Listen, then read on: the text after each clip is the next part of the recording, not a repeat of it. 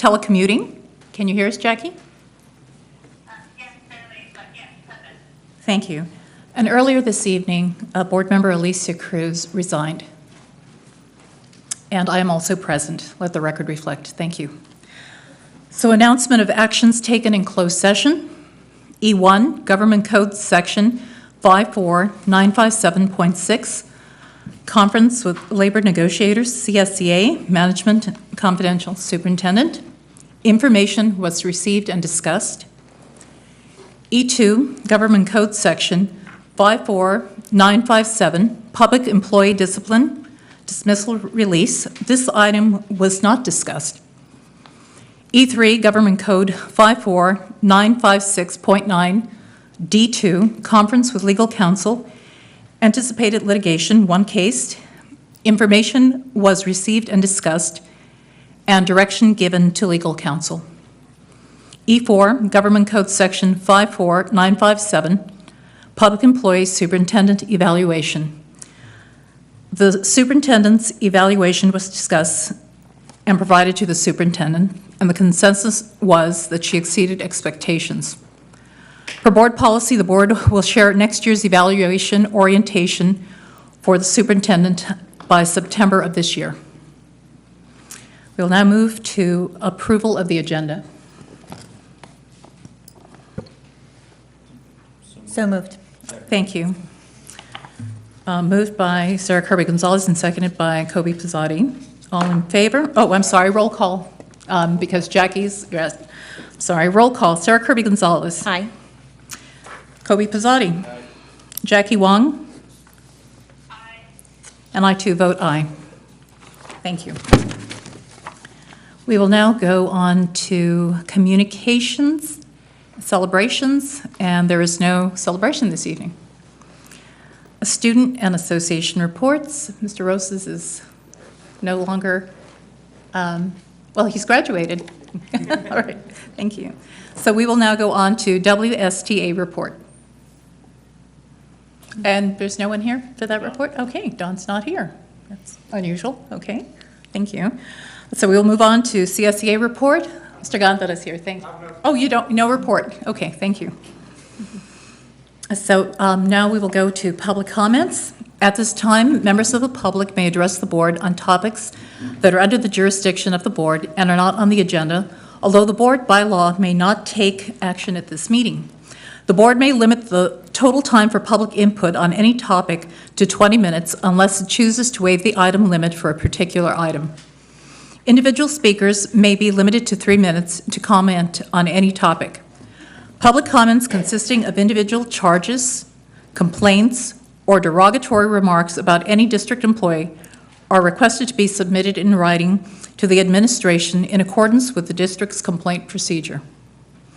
We do recognize that for a lot of people, commenting before the board and the audience and the people watching at home on television is a nerve-wracking experience. So to try and make it that as easy as possible, we do ask that there not be any applause or booing or catcalling or other demonstrations to maintain a civil discourse here in chambers.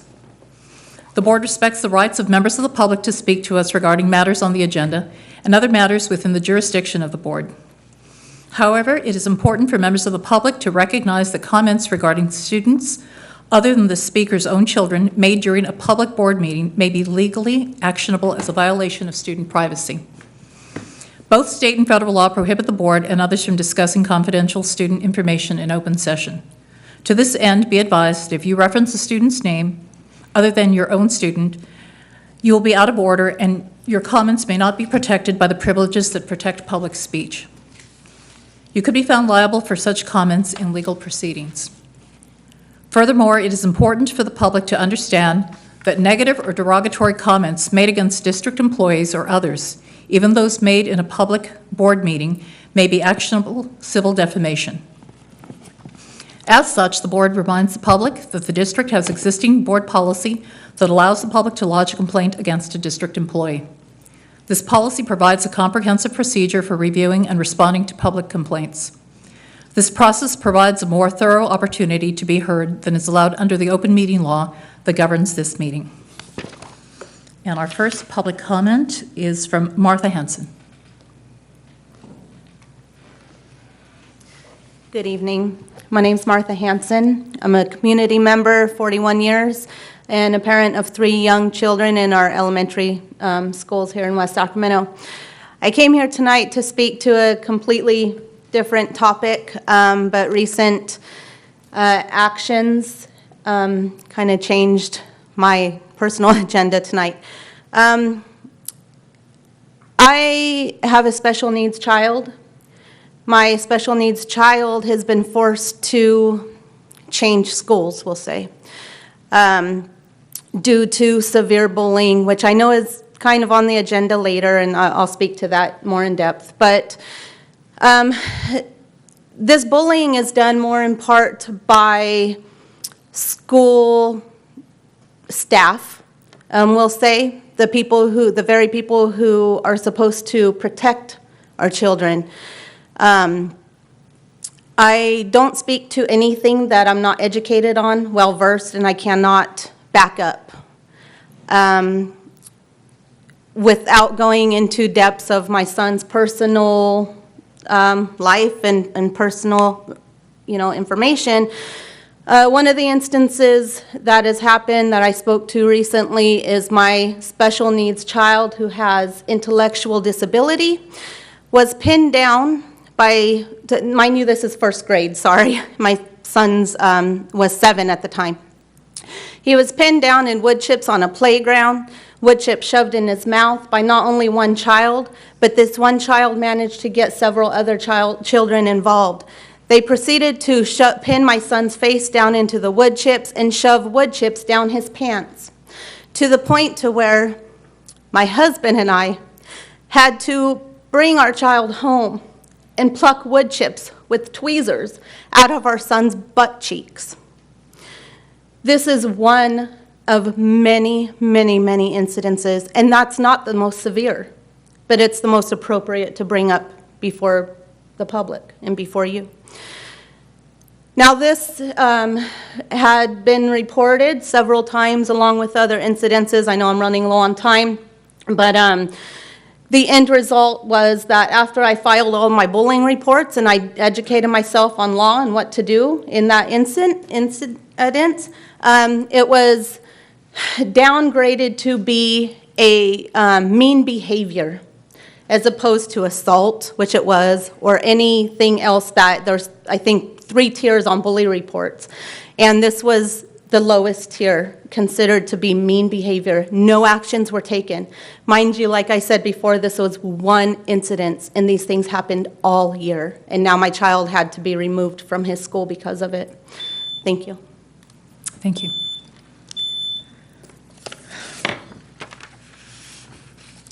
Danny Langford?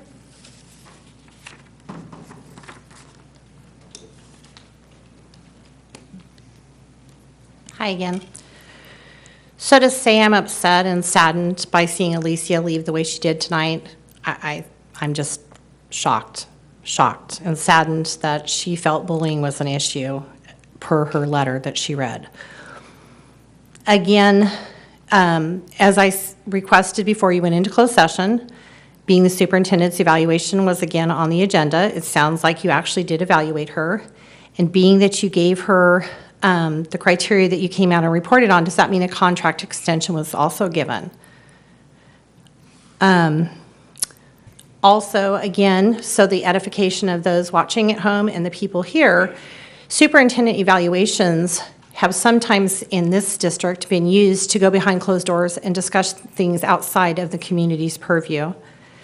Being that in the last 12 months, in looking at Sac City and Elk Grove unified school districts that are so much larger than ours, to have 4 or 5 evaluations in a 12-month period versus the 13 that we have in our district is disturbing, and it causes trust issues for many of us that watch things happen. At the end of the last school board meeting, the superintendent felt it necessary to finally speak out after months of us asking, many of us asking, at what point did you give her direction to enter into conversations with the city on the Westmore Oaks properties? And she stated that the outdated 1989 MOU gave her the permission to go into talks with the city. I know it's not that outdated because I've sat at mediums. over the years where it has been updated and amendments and addendums and all that have been added to that MOU. And it might give her the time or a place to have communication with them. It does not give, under any circumstance, the way to enter a letter of intent, which I do have a copy of and have one for each of you, dated April of last year in 1987. I don't see where a letter of intent could be derived without the board's direction. Last night at the city council, the corporate yard was discussed that they're going to put all the way out off of West Capitol for the city. And just by chance, Councilman Ledesma mentioned, why don't we talk to the school district about adding their yard with our yard? My concern is, number one, it looked a little scripted. Number two, I can't imagine that those talks haven't come up with all the other talks they've been having about taking over MOT and putting that Sycamore Trail in. But also, I continue to bring up history of the past, of what I've seen the city do in taking advantage of the school district's finances. Again, as a taxpayer, I pay out of either pot. It doesn't matter. But I have the best interests of the school district at heart because it is dear to my heart. And going out to that spot, it's way out of town, and the gas alone would cost us a ton. And I'm stopping now. I know my 3 minutes are up, but I have the letters for you guys. Thank you.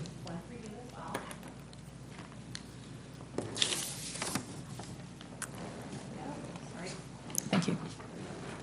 Thank you. It's okay, I've got it. Thank you. Thank you. Okay. Scott Rafferty.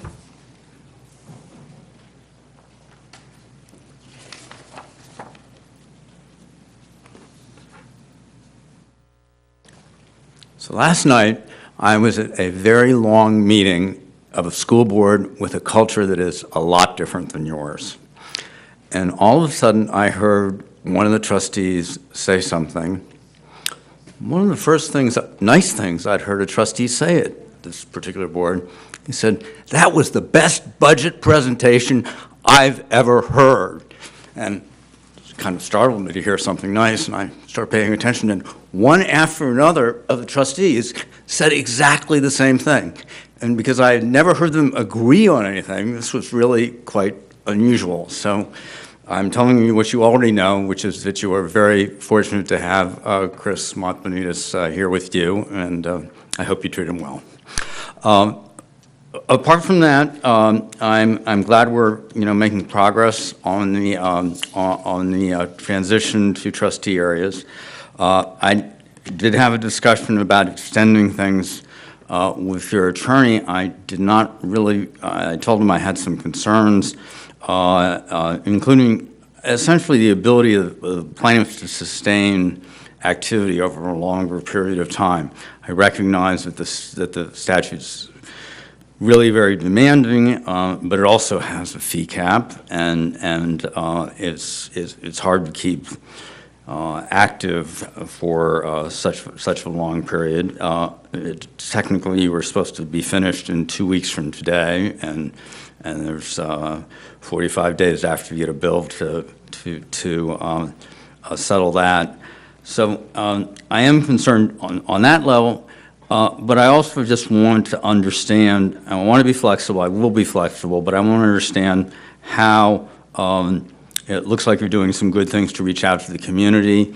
I heard last night that that was a good reason to extend things into the summer, that people would be less busy and that you could have more engagement then and less crowded agendas, and perhaps there's something to that.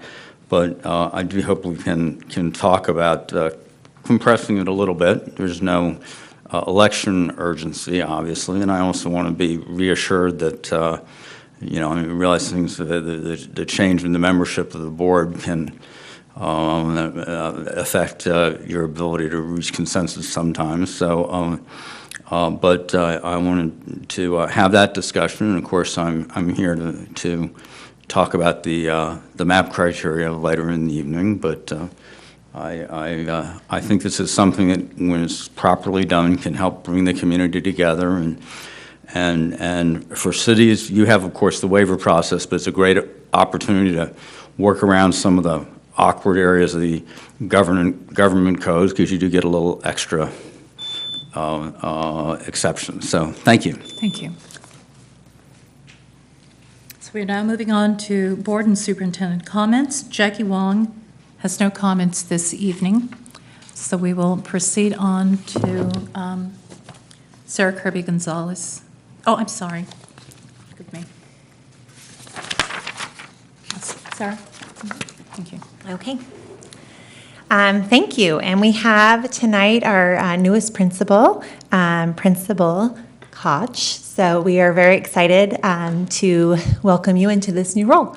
And thank you for accepting it and to stepping into that position. And I've already heard from teachers who are very excited to be working under your leadership.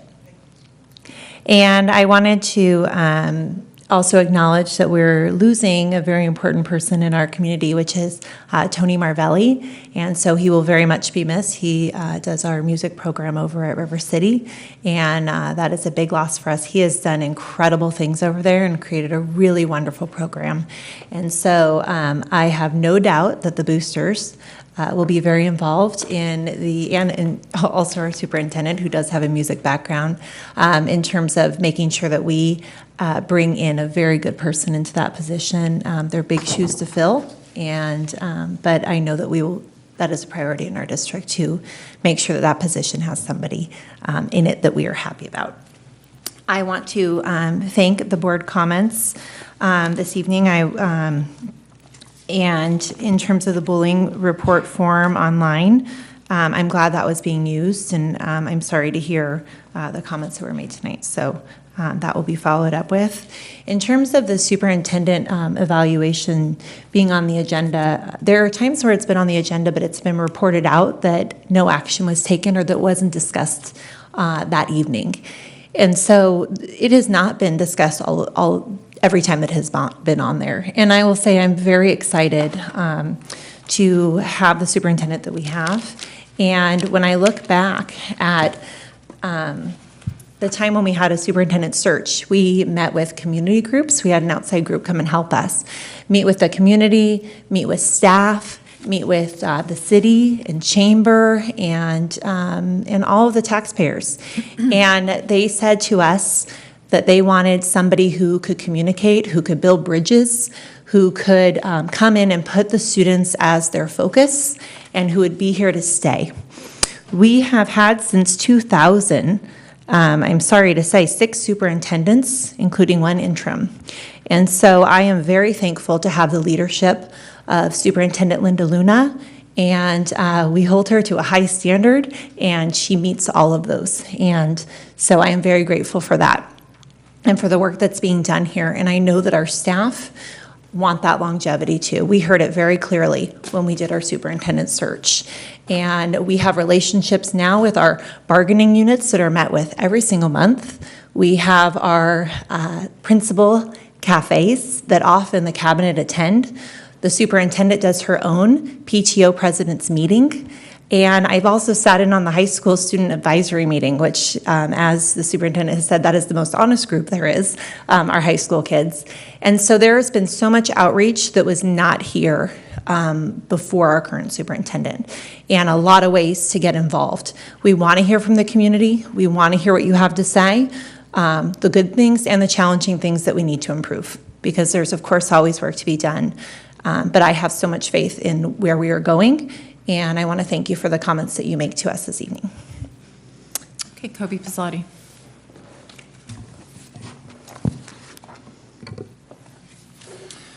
Yeah, I just wanted to echo the comments that Trustee Kirby-Gonzalez made about Tony Marvelli. What a treasure he is for this district and has been. And who's getting him next is going to be very, very fortunate, because this is almost an irreplaceable loss from what he's done to our program and where he's built it up. It's just incredibly exceptional. So additionally, I'd like to say about Superintendent Luna and the evaluation that we did and the things we were considering and the amount of work that she was able to do this year under some incredibly tragic situations that have happened in our district and in our community. It's surprising that any work was able to be done at all. I don't want to get into specifics about the tragedies, but it was a really rough year for this community as a whole, and I'm really glad that it's done and over with so we can look forward to next year. But the toll that takes on staff and on an administration and on the support staff and the teachers and the students, and trying to get them back in line, a leader really has to be strong. And I think Linda has shown her strength this year in getting everybody back online and marching all to the same drum, and in doing it in a way where she was still able to accomplish many of her goals, if not all of them. So with that, I will give you my update. I was able to attend Bridgeway Island's 8th grade promotion as well as Stonegates with Bridgeway Island by myself and Stonegates with Trustee Wong. I was also able to attend Washington Middle College High School's graduation with Trustee Kirby Gonzalez. I have to say it was truly an intimate setting with a special group of young men and women. You know, it was very emotional to hear about where they have come from and what they've done. The valedictorian was an amazing young man. He came to this country 4 years ago, not able to speak a lick of English, and he ended up the valedictorian. Not only that, but he also graduated with a year of college under his belt. So to show this program is exceptional, I think that's a prime case in point, and it's something that, you know, we should be trying to build on for years to come. I was also able to attend with the rest of the board, Yolo High School and the Adult Ed's graduation at the Crest Theater. This is really one of my favorite events of the year, as these students have had to overcome some serious challenges and have done so with grace and dignity and poise, and they've walked to receive their diploma at times when they thought they probably would never see this day. And I'm always emotionally touched by that moment. So I really do appreciate that.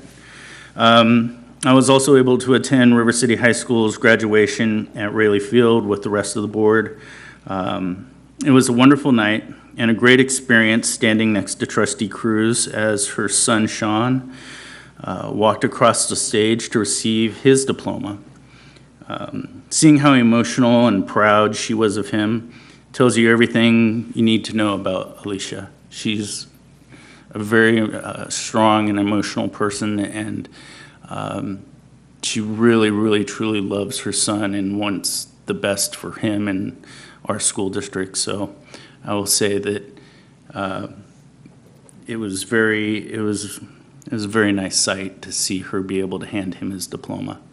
So now I want to take this opportunity to talk about some other things that are going on at the board and in the community. I want to take the opportunity to talk about messaging from the board.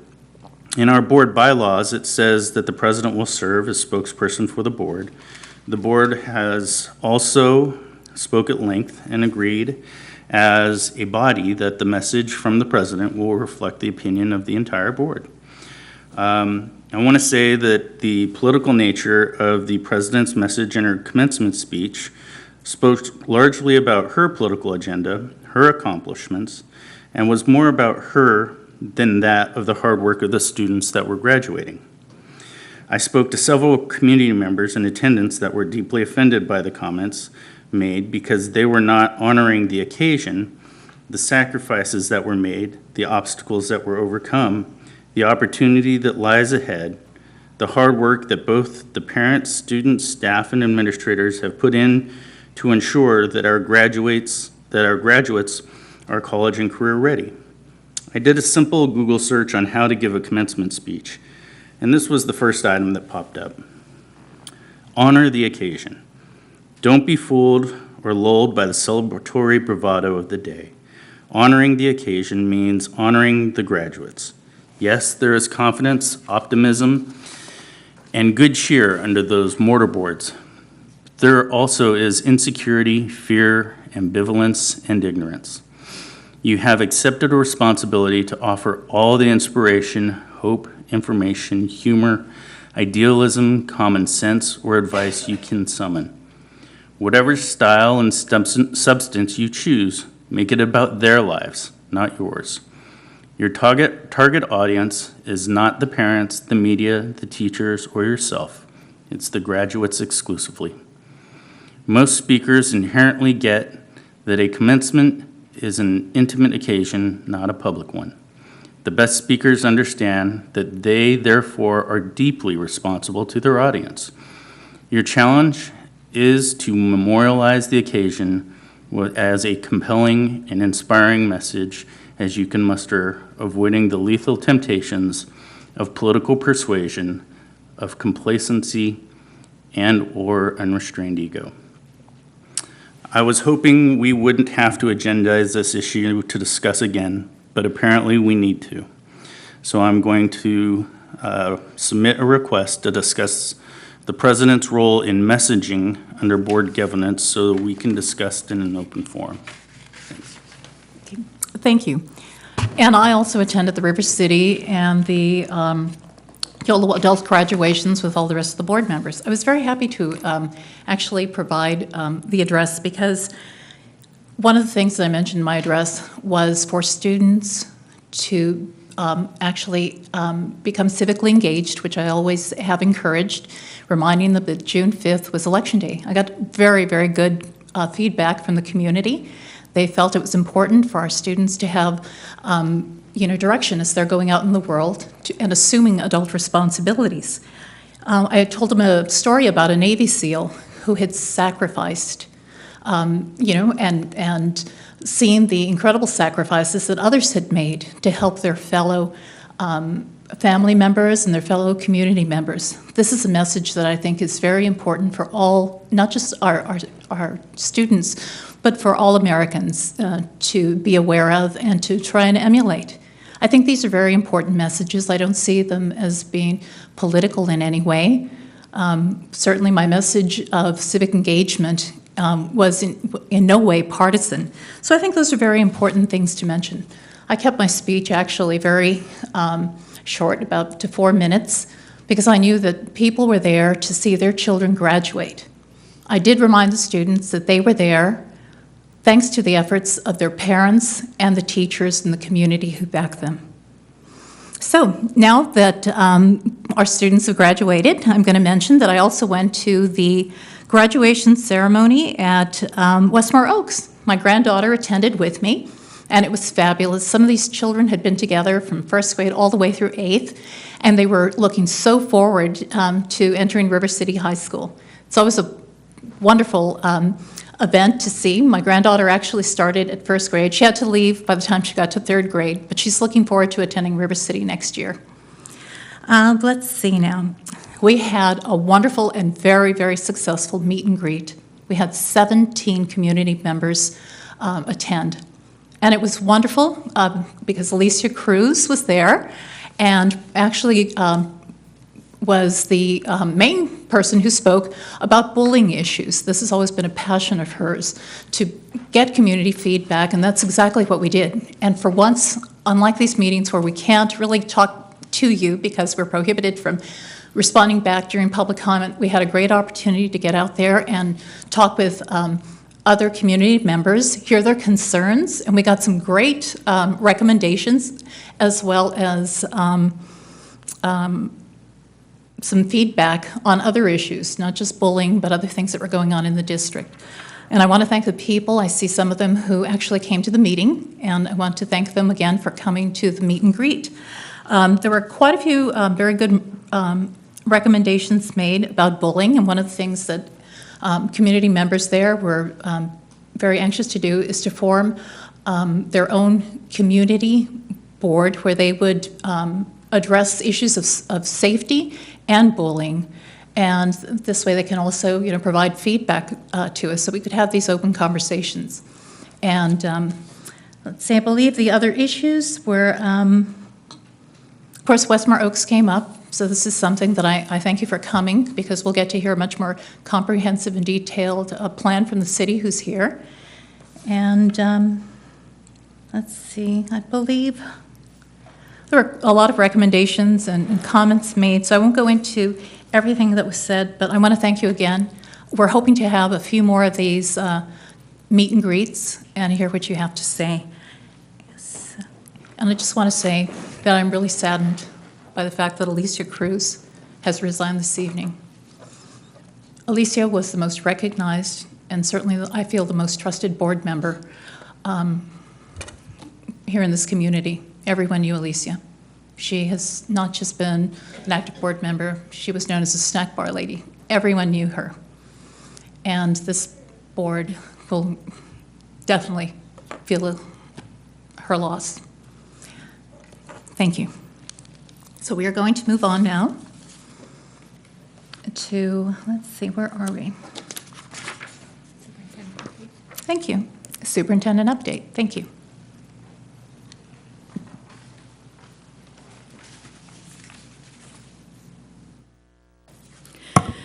Thank you, President Alcala, Board of Trustees, staff, and guests. I don't have any PowerPoint or slides or anything like that. I mean, it's not that it's quiet, it's actually quite busy. We have our special education extended summer program going on over at Westmore Oaks. We have our English learner summer program going on. We have bridge programs where 8th grade students are getting acclimated to what high school life is going to be like. We've had some 5th grade boot camps to get ready for middle school as well. So people are busy in preparing for this next school year. So I just have a couple of very, very brief comments. And in my commitment to transparency, in my communications with my board and to our community, I will address the issue or the comments that were made about the MOU. The MOU is not outdated. The MOU has been approved by the board at different board meetings, and it is up to date.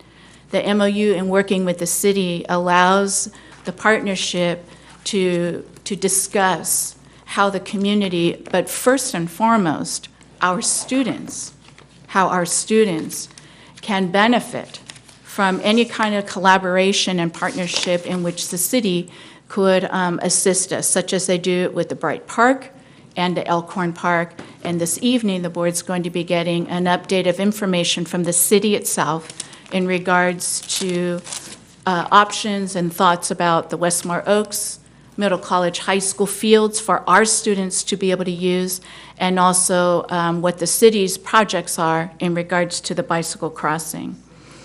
The board has already received that letter that you received tonight, as I mentioned before in a superintendent update, in regards to that letter of intent, which does not speak about Little League, in which that was the original criticism. It just speaks to, we want the city to look at Westmore Oaks Field so that our students can benefit from this. In our board governance session that the board had, there is a foundational question that is to be our guiding principle. And that foundational question is, whatever we do, whatever we focus on, is it graduating more kids from high school, and is it preparing our students for college and careers? I love this district. I choose to be here. I love Washington Unified. I love all students, every one of our students, no matter what school they go to. And I'm saying this because my commitment to the governing board is to ensure that the focus and efforts are solely on graduating more kids and preparing our students for college and careers. I'm very humbled. I'm very honored to be your superintendent here in Washington Unified. Thank you. Thank you. Okay, very good. So we will now move on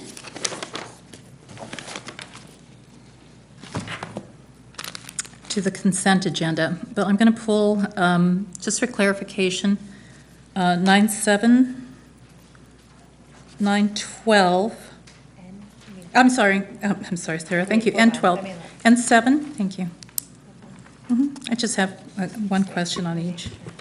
President, And 12. President Alcala, I believe that we have some public comments in regards to the consent agenda. Yes, thank you. And so those, the board has already approved the agenda, so we are unable to pull any items at this time. The board has already approved the agenda, however, we need to receive the public comments. Okay, very good. All Thank right. you. Public comment, Martha Hanson. Thank you. That's right, shoot, didn't have a chance to. Sorry. So I'll make it quick. My comment is for N13, approval of independent contract agreement with Life Changer International, Kevin Bracey. I believe the contract is, I'm not sure, correct me or stop me if I can't say the amount, but $5,000. I would encourage you to move forward with that. I have benefited, my child has benefited, our schools have benefited from his programs. I think he is absolutely incredible. I was the first one in line to take pictures with him. But I do say proceed with caution, and I'm only saying that because I don't feel that, though I feel that $5,000 is a reasonable number for him and his services, I feel there are partnerships that need to be made to ensure that what he enacts and what he stands for is done when he's not present. I've seen it. I've been present. I've done the chants with him. And I will say that once he's gone and recess hits, it's like he was never there. I'm a volunteer for our district. I do a lot of outside things for our district, stuff that people don't know about. I'm not just a parent here to complain. I'm a parent here to fix what's broken between our district, our schools, and our community. Finding other relations outside of Kevin Bracey, like with him also, but also outside of him, is critical to building our relationships between community, you guys, and our schools. So that's my ask. Please do sign that contract. Please do move forward. But please also find ways to encourage other programs as well. Okay, thank you. Okay, thank you. So we will now move on to public hearing. I'm sorry, sir, is this, am I missing something here? Do you have any So other much? items from the agenda? Yes, but they will, this is on 06 and P1, no.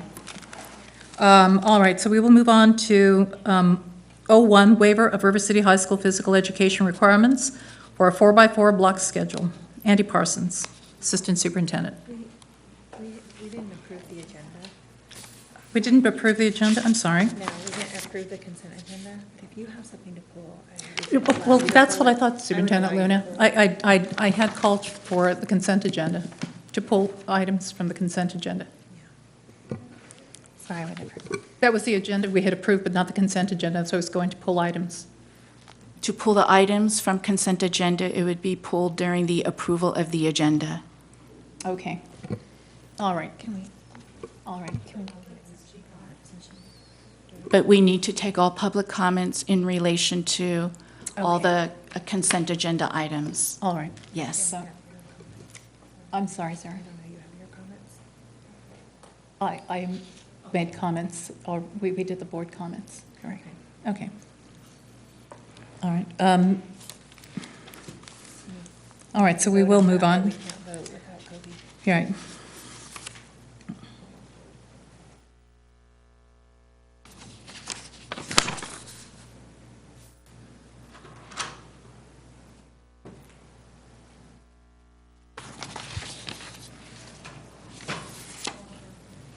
Okay, so now we need a motion to approve the consent agenda. I'm sorry, I'm looking for something else. Okay, second? I'll second. Okay, we need to do a roll call vote.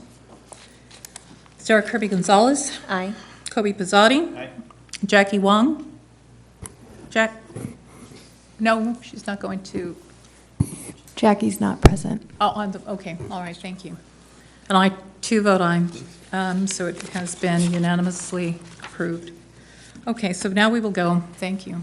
Board President, I'd like to take just a quick moment with the approval of the consent agenda and the HR recommendations. You have approved the hire of Krista Koch as the new principal, or as the principal at Westfield School.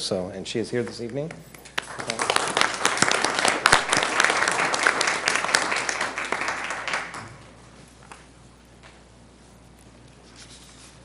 Thank you. So now we have public hearing. 01, waiver for River City High School physical education requirements for a 4x4 block schedule. Andy Parsons, Assistant Superintendent. I'll go get some water. Good evening, President Alcala, Board of Trustees, staff, and community.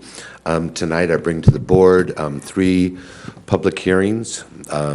A request to facilitate a public hearing first on a waiver for River City High School PE requirements. The background of this is River City transitioned in 08-09 to a 4x4 block schedule. What's normally done and required by Education Code 51222A is that we receive a State Board of Education waiver on PE. The reason for that is students are required to take 400 minutes every 10 days, but in a 4x4 block schedule, students take PE either in the first term or the second term, so they don't do the 400 minutes every 10 days. And so we're requesting a public hearing on this waiver, and at the next board meeting, I will ask the board to consider approving that so it can go to the State Board of Education.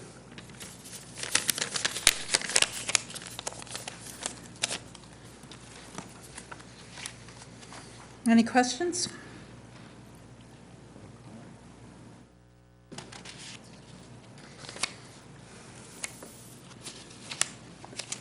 Sarah, do you have anything? Is there anything on 01? You have to open it. Okay, so we're closing. Thank you, Andy. Thank you. Okay, so let's see, we are now opening again on 02, instructional materials for the 1 through 5 grades physical education program. Andy Parsons again. Don't go anywhere. Good evening again. During the FPM Federal Program Review process, we discovered that the 1 through 5 teachers do not have support for curriculum for a PE, and so we piloted a couple different programs with about a dozen teachers, and they decided that they would like to grow with Grow Fit. So this is a curriculum issue, and so we're asking the board to hold a public hearing on adopting Grow Fit for grades 1 through 5 PE, and I will come back at the next board meeting to ask the board for consideration of approval. Okay, that's great.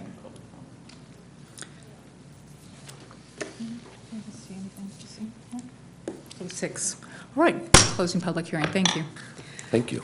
And we will now go to 03, opening public hearing on instructional materials for advanced placement physics. Andy Parsons, Assistant Superintendent. Good evening. And what this is in the fall, the Curriculum Council approved advanced placement physics. However, at the time, we didn't have enough student enrollment. We now have student enrollment for that. Because we had our spring curriculum council and there wasn't time to bring this to that council, I did an electronic request from council members to see if there were any issues with the new textbook for AP Physics. So I asked the board to open to have a public hearing tonight, and I'll come back to the next board meeting to ask the board to consider approval. Okay, thank you. Yeah, all right, close public hearing on that. Thank you. We will now, public hearing on 04, Local Control Accountability Plan 2017-2020, Annual Revisions, Educational Services.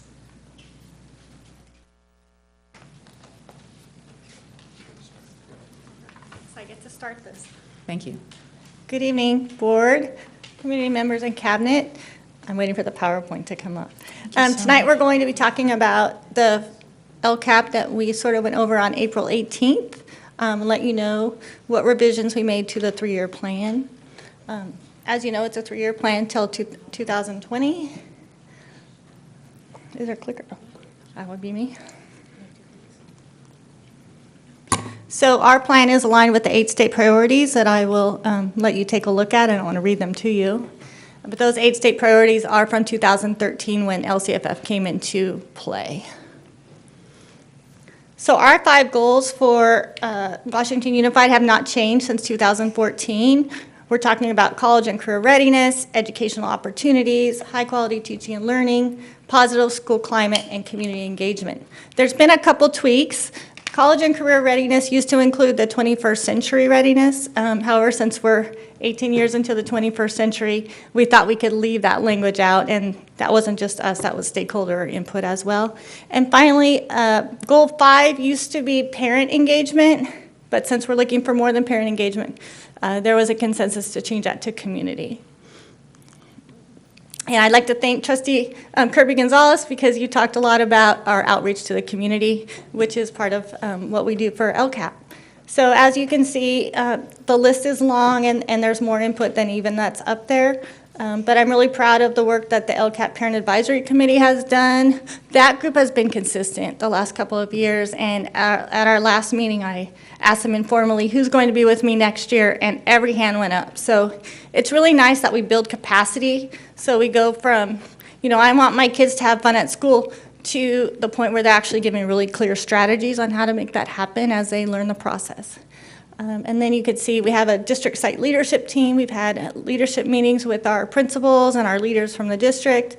Our DLAC, which is our District English Language Advisory Committee, weighs in on English learner programs and programs in general. Our school site councils work with our principals to make sure that their plans are aligned with LCAP, and we have English Learner Advisory Committee meetings. We also talk to students, and I'm going to turn it over. Good evening, President Akala, Board of Trustees, and Cabinet and guests. So Andy and I kind of wrestled over who would get to do this slide because we're both very, very passionate about the work that we're doing around college and career readiness. You won. I won. So as you know, this past year, the DREAM team developed and implemented units of study and common assessments, and they were piloted by DREAM team members. Next year, we will launch to all teachers, K-12. The high school is just starting this summer, and Andy might add a little bit to that. The units of study and by volunteer only from teachers, but what will be common is everyone will be doing the common assessments and following the same scope and sequence. So what you will get at one school of quality instruction, the other school will also get that same quality instruction. This is the first year that we implemented our MTSS, and we really focused on good first instruction. And we have a saying here in Washington Unified, by name, by need. We've really begun to look at every student and identify what their needs are, both social and emotional and academic, whether it's for enrichment or whether it's for intervention or anywhere in between. And as Superintendent Luna mentioned, our summer programs are in full force. And again, there's a variety of them to meet all summer students' needs, whether it's English learners, bridging, whatever the need is. We also have some teachers that are volunteering at the end of the summer to do a Jump Start 2-week program to get students prepared for the next grade level. And good evening again. And I also wanted just to comment on 6 through 12 on the rigorous curriculum design. 6 through 8, math and ELA continue to do the unit design with common assessments, and we have a new instructional coach taking over for Jennifer Weimer, who has another job down in Fresno. So Monique Judge has accepted the position, so we're really excited about that. What's also really great is 9 through 12 math and ELA have been meeting all this week to start developing units of study at the high school level. And our 6 through 8 science teachers gave me a proposal to do an NGSS summer camp for themselves to create units of study and common assessments aligned to NGSS, so I'm really proud of them. Special education, under the guidance of our Director of Special Services, have been auditing all the SDC classes to ensure students are placed in the least restrictive environment. A lot of our compliance issues have been cleaned up, which is also really exciting. We've also done a lot of professional learning and will continue to do so on IEPs, 504s, trauma-informed care, homelessness and foster use, as well as site-specific trainings on autism. Also, our contracted work, which usually it costs a lot more money than our employees. Now we have all 8 psychologists are our employees and not contracted out. So that's really great. Summer programs, just so you know, the 2 years ago up at the high school, we had 150 students. Last year we had 250. This year we have 340. So it's growing great for our incoming 8th graders. Educational pathways, just really quickly, because we did a presentation on EPAC where they had 3 goals, and the primary focus is going to be on looking at our electives at 6 through 8 and create alignment to our current pathways. Also, our GATE program is going great. We've been meeting with parents in creating goals for that. With AVID, we have 76 participants right now going to the Summer Institute. We've expanded to elementary schools. And with VAPA, the VAPA teachers have created a scope and sequence from TK through 12. So we're really excited about that. We have offered GATE training after school and paid teachers to come on a voluntary basis and have seen great attendance. And by request of the teachers, we are doing a GATE week-long professional learning institute. Our dual immersion LCAP goal requires us to increase the enrollment. We've met that goal. And next year we will have kindergarten, 1st and 2nd grade dual immersion programs at Elkhorn Village.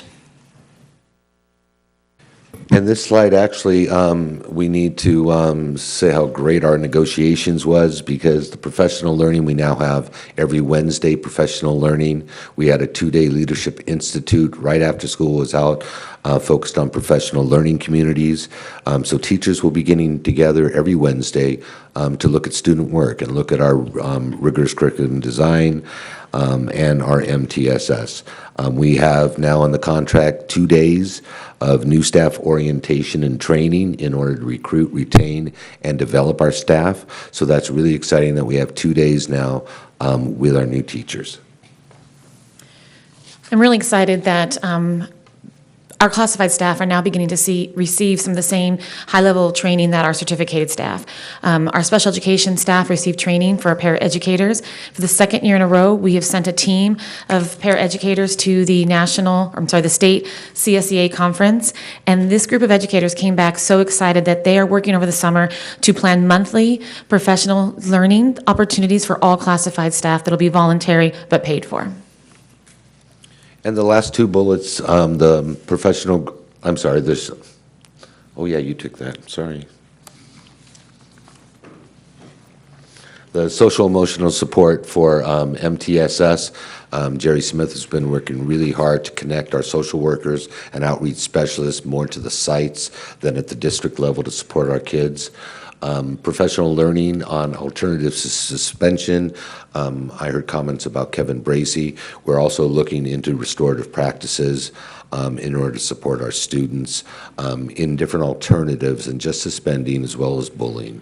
So we're really excited about that. There's a new action for learning communities for student success that we talked about at the last board meeting, where we will get 1 FTE social worker and 2 FTE outreach specialists. However, it is on hold at this time until the governor signs. The new governor, I believe, is going to sign the new grant so that we can get our money. For the 17-18 school year, we piloted a new program called Sports for Learning, which is local college athletes come in, and through a STEM approach during lunchtime, they provide structure on the playground while also keeping students active and having fun. They have multiple games designed to keep students engaged both mentally and physically, and students play a different game each week focusing on a specific STEM topic and a soccer technique.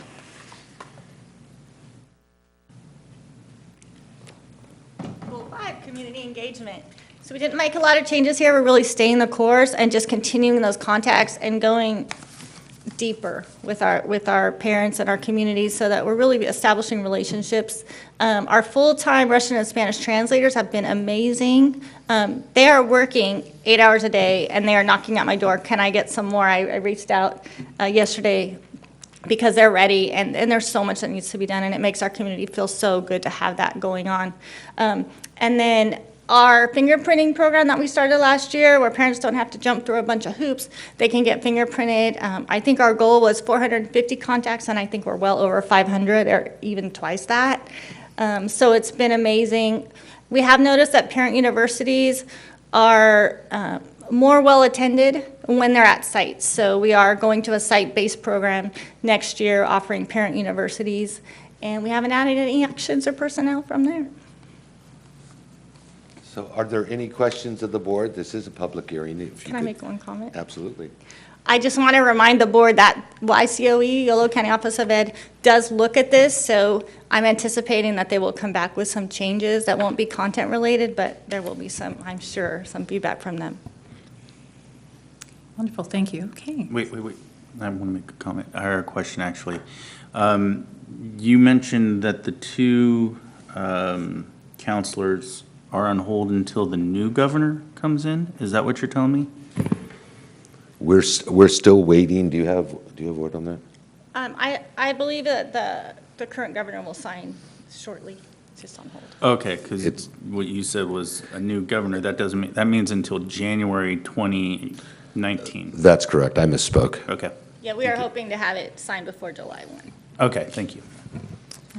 I just want to say thank you for this, for all this work. It's so nice to see it all together in one document. It's easy to read. And I want to say that as a parent, with my parent hat taking the survey that went out, it was very accessible. And it wasn't the LCAP language that maybe initially a lot of districts were using. It was easy to access, easy to understand. And so I feel like we have really good data here with all of the families that have helped.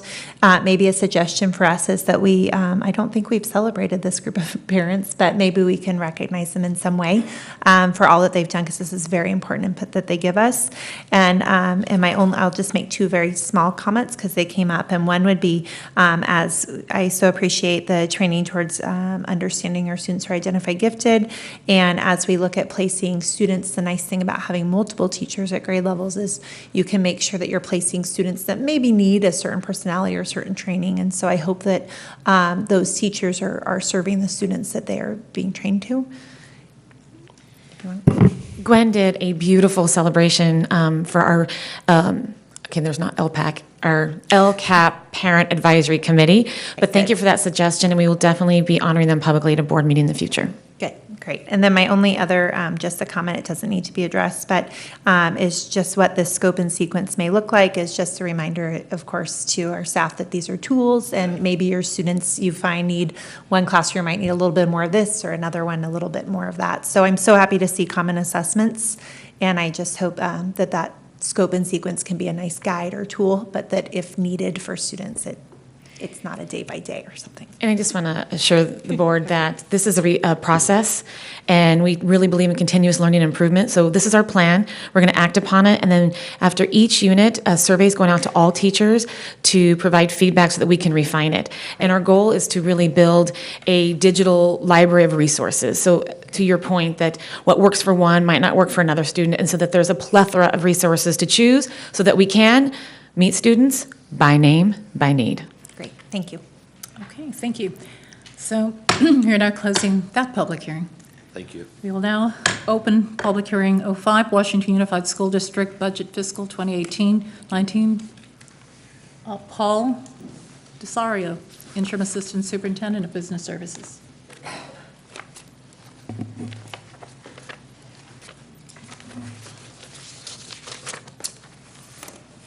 Good evening. This is the budget adoption, which you go through every year, so I'm sure you're quite used to it.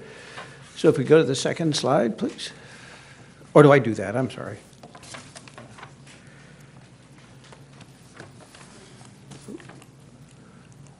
So this budget, it's in front of you, is balanced. This year, that's coming up, starting on July 1st, is a final year of revenue increases above COLA because the governor has now closed the gap in his plan to increase school funding. Pensions continue to rise, and you'll see a little bit more of that later. Special ed costs increased significantly, and we'll show you a little bit more about that later. And probably the best news about this budget, and I haven't seen this, and I don't think in my entire career, which is quite long, all negotiated salary improvements are included in the budget from from 2018 through 2021, which really makes fiscal planning much, much easier. And we do maintain a 6% reserve through 2021. Of course, that's a projection. But we've made some budget adjustments to keep the reserve at that level, and we will make some in the future. Or we may have to make some more in the future. To be conservative, we're projecting ADA to be flat for the next 3 years. We'll adjust that at first interim if we get growth. We do know statewide kindergarten is down because of the birth rate had dropped during the Great Recession, so there may be a few years of a dip in enrollment, and then I believe looking at the data, will come back. One-time money is available only in 2018-19 in this budget. And I'll make a comment here that the governor's budget, or the budget is going forward, that actually was just signed today, does cut that in half, the one-time money, and adds it in as a COLA. And we will work with you on that and give you that information either in September or at first interim. I mentioned earlier, 3-year compensation agreements are included. The budget was adjusted again for these salary improvements, pensions, costs, and there are no significant program increases. Here's the pension cost over 3 years. I thought you'd have some interest in that. You can see it's a substantial amount, and these are the increases each year. So $3 million of increases for the next 3 years in pension costs.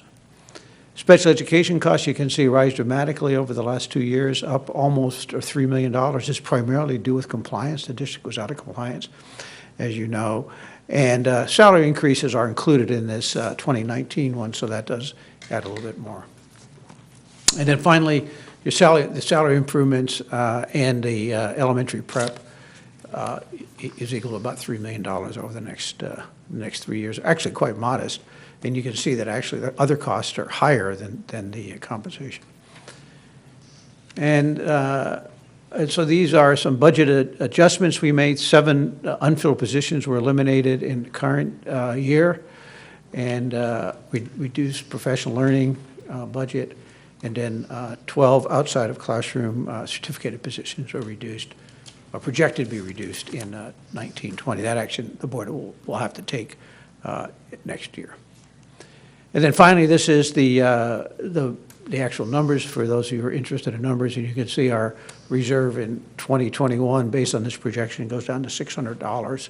Our ending balance after the 6% reserve goes down to $600.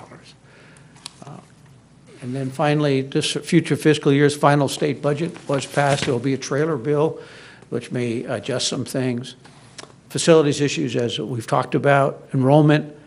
We'll look at enrollment carefully for the next 3 years as we go forward.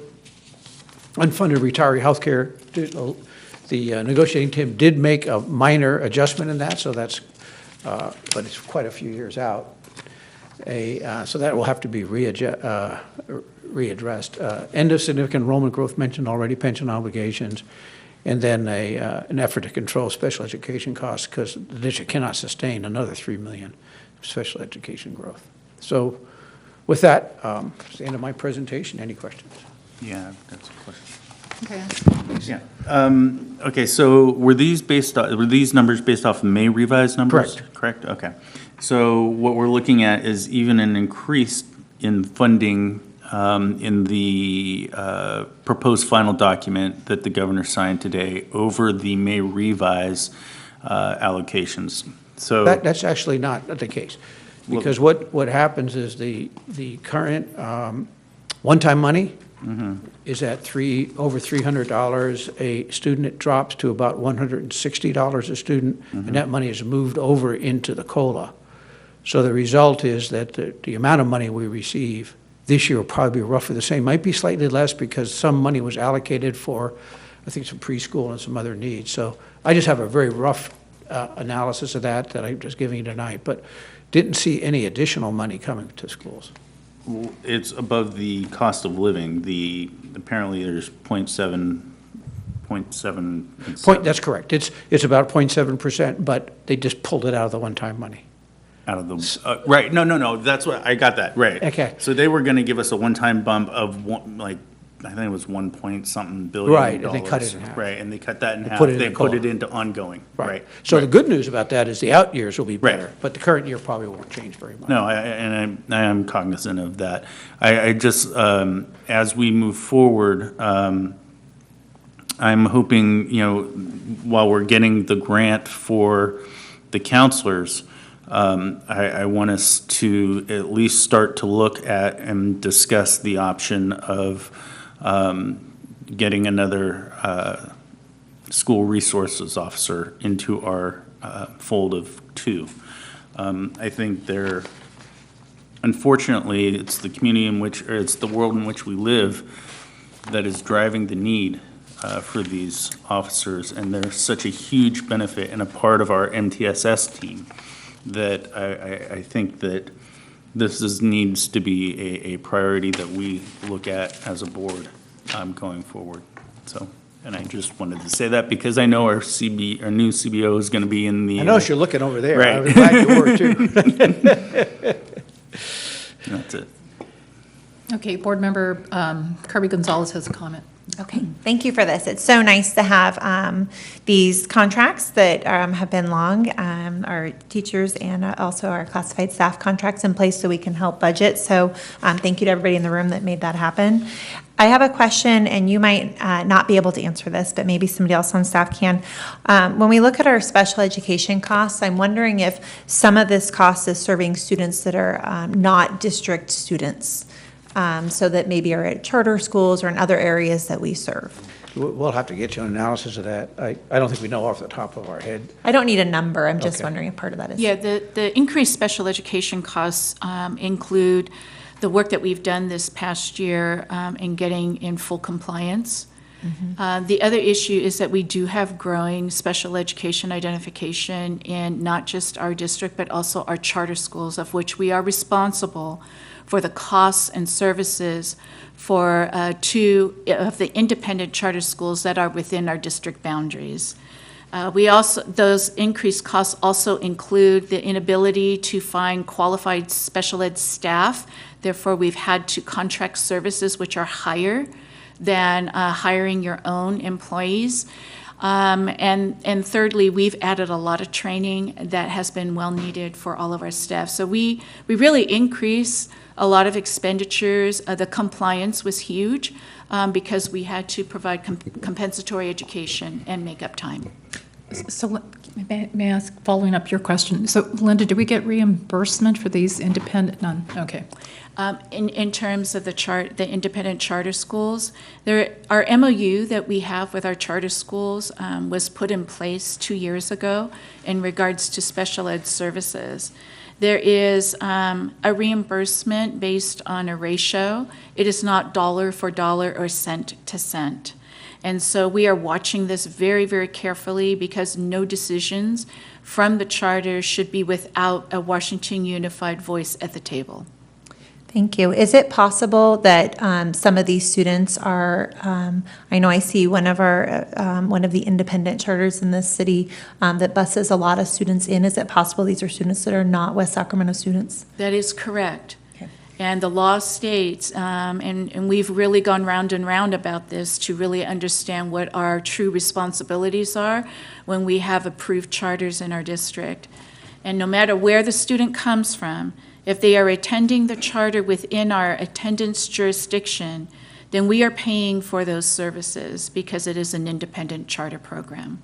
Thank you. And of course, we want every student to have their needs met and, Absolutely. well, of course. And so I'm very supportive of all the work that the district has done for our students here as well. And just a note for us up here at this, that we think about that as a good place for advocacy to join CSBA. And they have brought up many times the skyrocketing special education costs, and that we need to serve our students. We want to serve our students, but we also need the state funds to help us do that. So. Okay, any more questions or comments? Yeah, one more quickly. In terms of the special ed training, now that we've kind of tried to get to a compliant level, does that number kind of flatline going forward? Yeah, we're projecting it to. We do, of course, ongoing training. We're projecting it to flatline. That's our projection. Okay.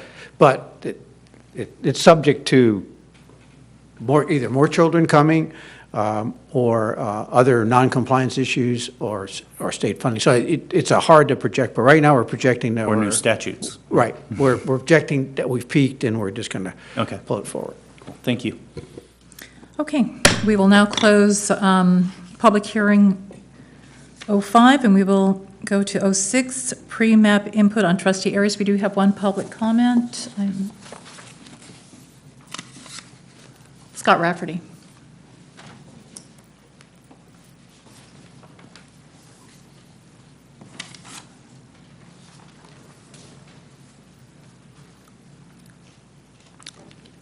Good evening. So I may have misspoken earlier, and in fact, you have until July 11th to finish the process and avoid any ability for litigation, which is certainly not an outcome that I want to see. However, this process.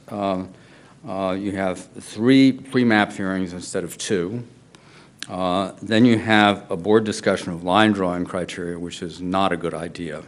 That's a process where you tell the community you tell the demographer how the maps are going to be drawn, and essentially that binds him from listening to any kind of change that the community may bring to you.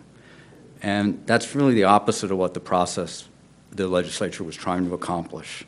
I've seen really wonderful things happen in really changing views within the community of themselves in this process if it's allowed to work. And this is not consistent with that.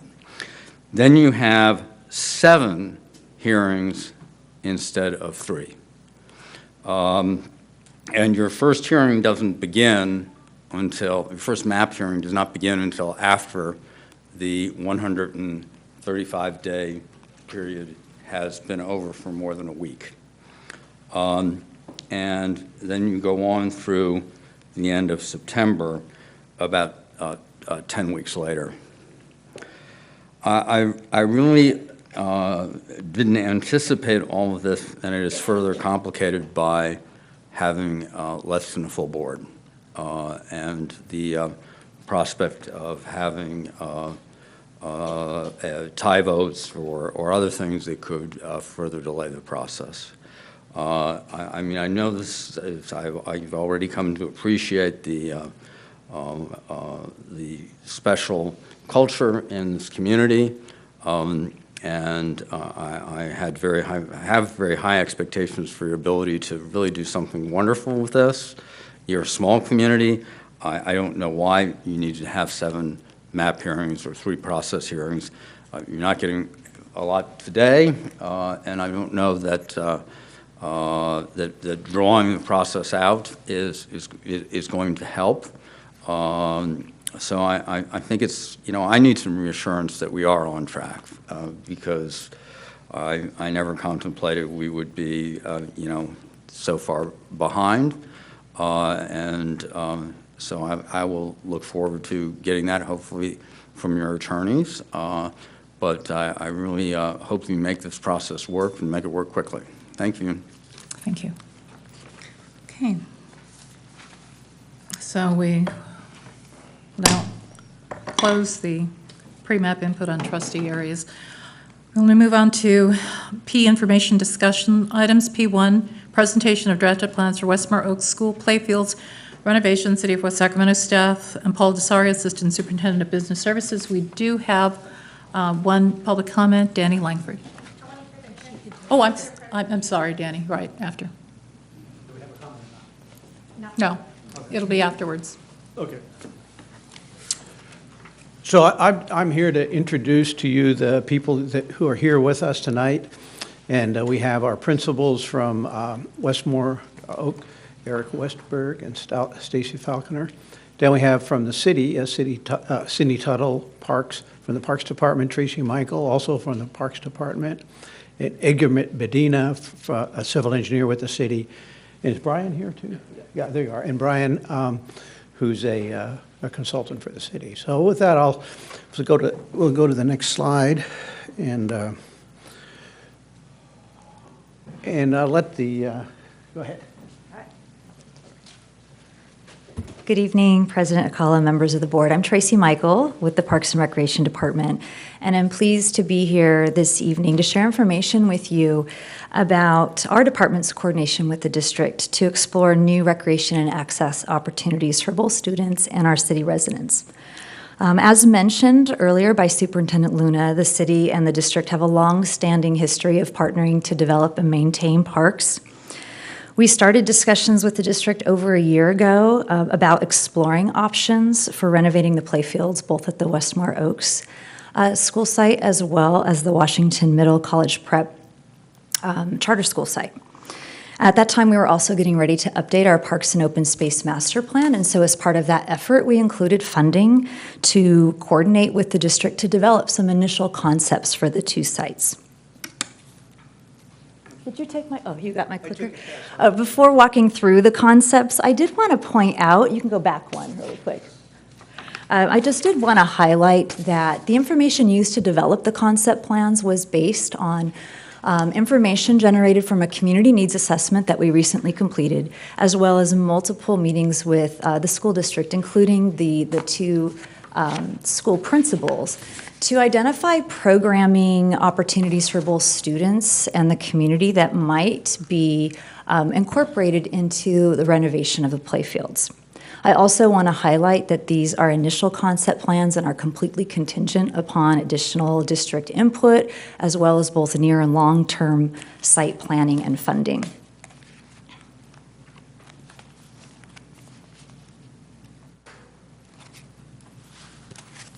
Now, if I can get it to go forward, there we go. Thanks. So I would like to start with the Washington Middle College High School charter site. And the focus for this site was really about creating a new neighborhood park in the area because we don't have one in that part of the city. And so this includes preservation of the existing mature trees, working to create, I don't know if my cursor works here, a main entrance off of Grand Vista Avenue with the potential for a secondary entrance from the parking area or Fallbrook. It includes a new shaded playground area, a jogging and walking path around the perimeter of the park site, a multi-purpose rectangular playfield, which is something we have identified as a really high need in our community. And then also there's room, you'll see there's some courts on this site, basketball, tennis, or pickleball courts. And so there's opportunity to provide some court space in the park as well as a picnic area. Thank you. Next is the Westmore Oaks K-8 school site. And the focus for this site was really about creating a sports and playfield complex. Note that for this site that the public access would be limited to after school and weekend use only. And we developed two concept design options for the site. One option assumes that the existing bus yard and solar panel area remain, and the other option explores opportunities if those might in the future be relocated off-site.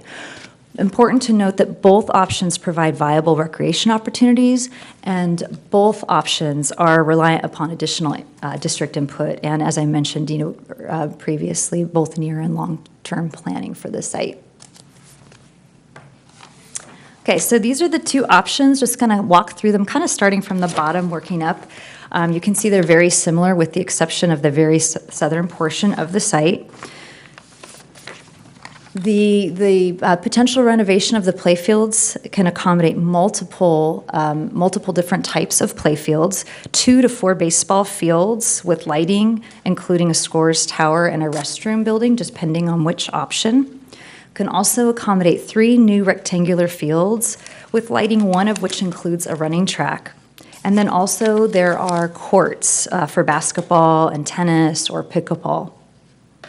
There's a new shaded playground that's located within close proximity to the existing school facility, as well as an additional restroom building that also has a concession component. There are jogging and walking pathways located throughout the playfield area, preservation of the existing mature trees. And at the north end, you can see that we have focused on creating expanded off-street parking as well as space to accommodate the Sycamore Trail pedestrian and bicycle overcrossing, which we'll talk about more in just a moment. Both options, as I mentioned, assume that the play fields would be accessible to the public after school and on weekends, and assumes that the play fields are completely accessible to the students during school and after school as scheduled. So this concludes my portion of walking through the two concept plans. I'd like to turn it over to Edgar now to speak to the Sycamore Trail overcrossing project, and then we'll be available to answer questions.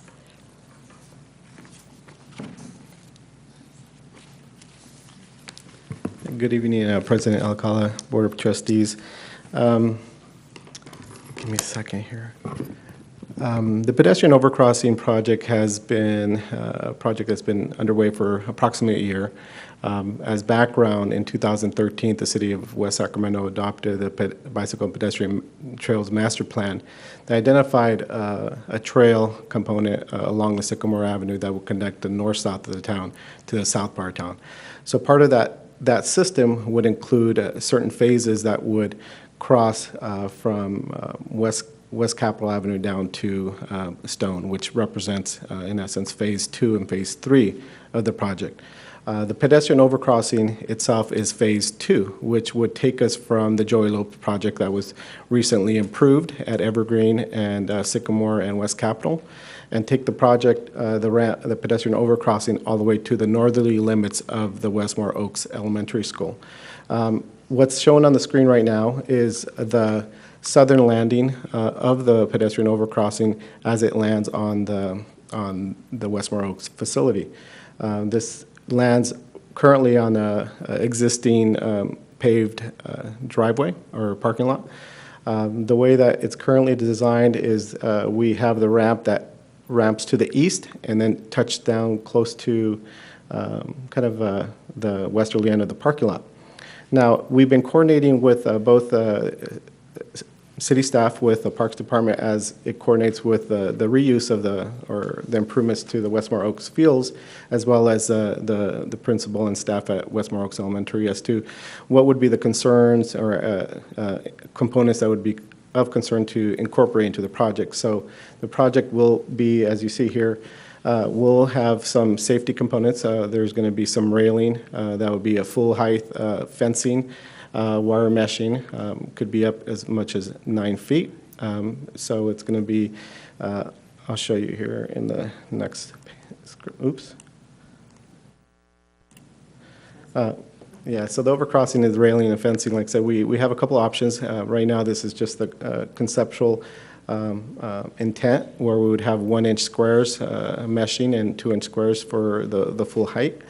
One of the things that we are doing, if I'll back up one, right there where you see the cross sections identified as C and B. One of the things that we in speaking with the principal of Westmore Oaks is security. So one of the things that the ramp itself and the bridge is going to be fully lit along the entire way, but more specifically in that bowl section where the line that says C to C, that's actually going to be filled in with earth material, to have a line of sight from the parking lot, so no folks could be hiding in and cause any problems. So it'd be visible from the parking lot.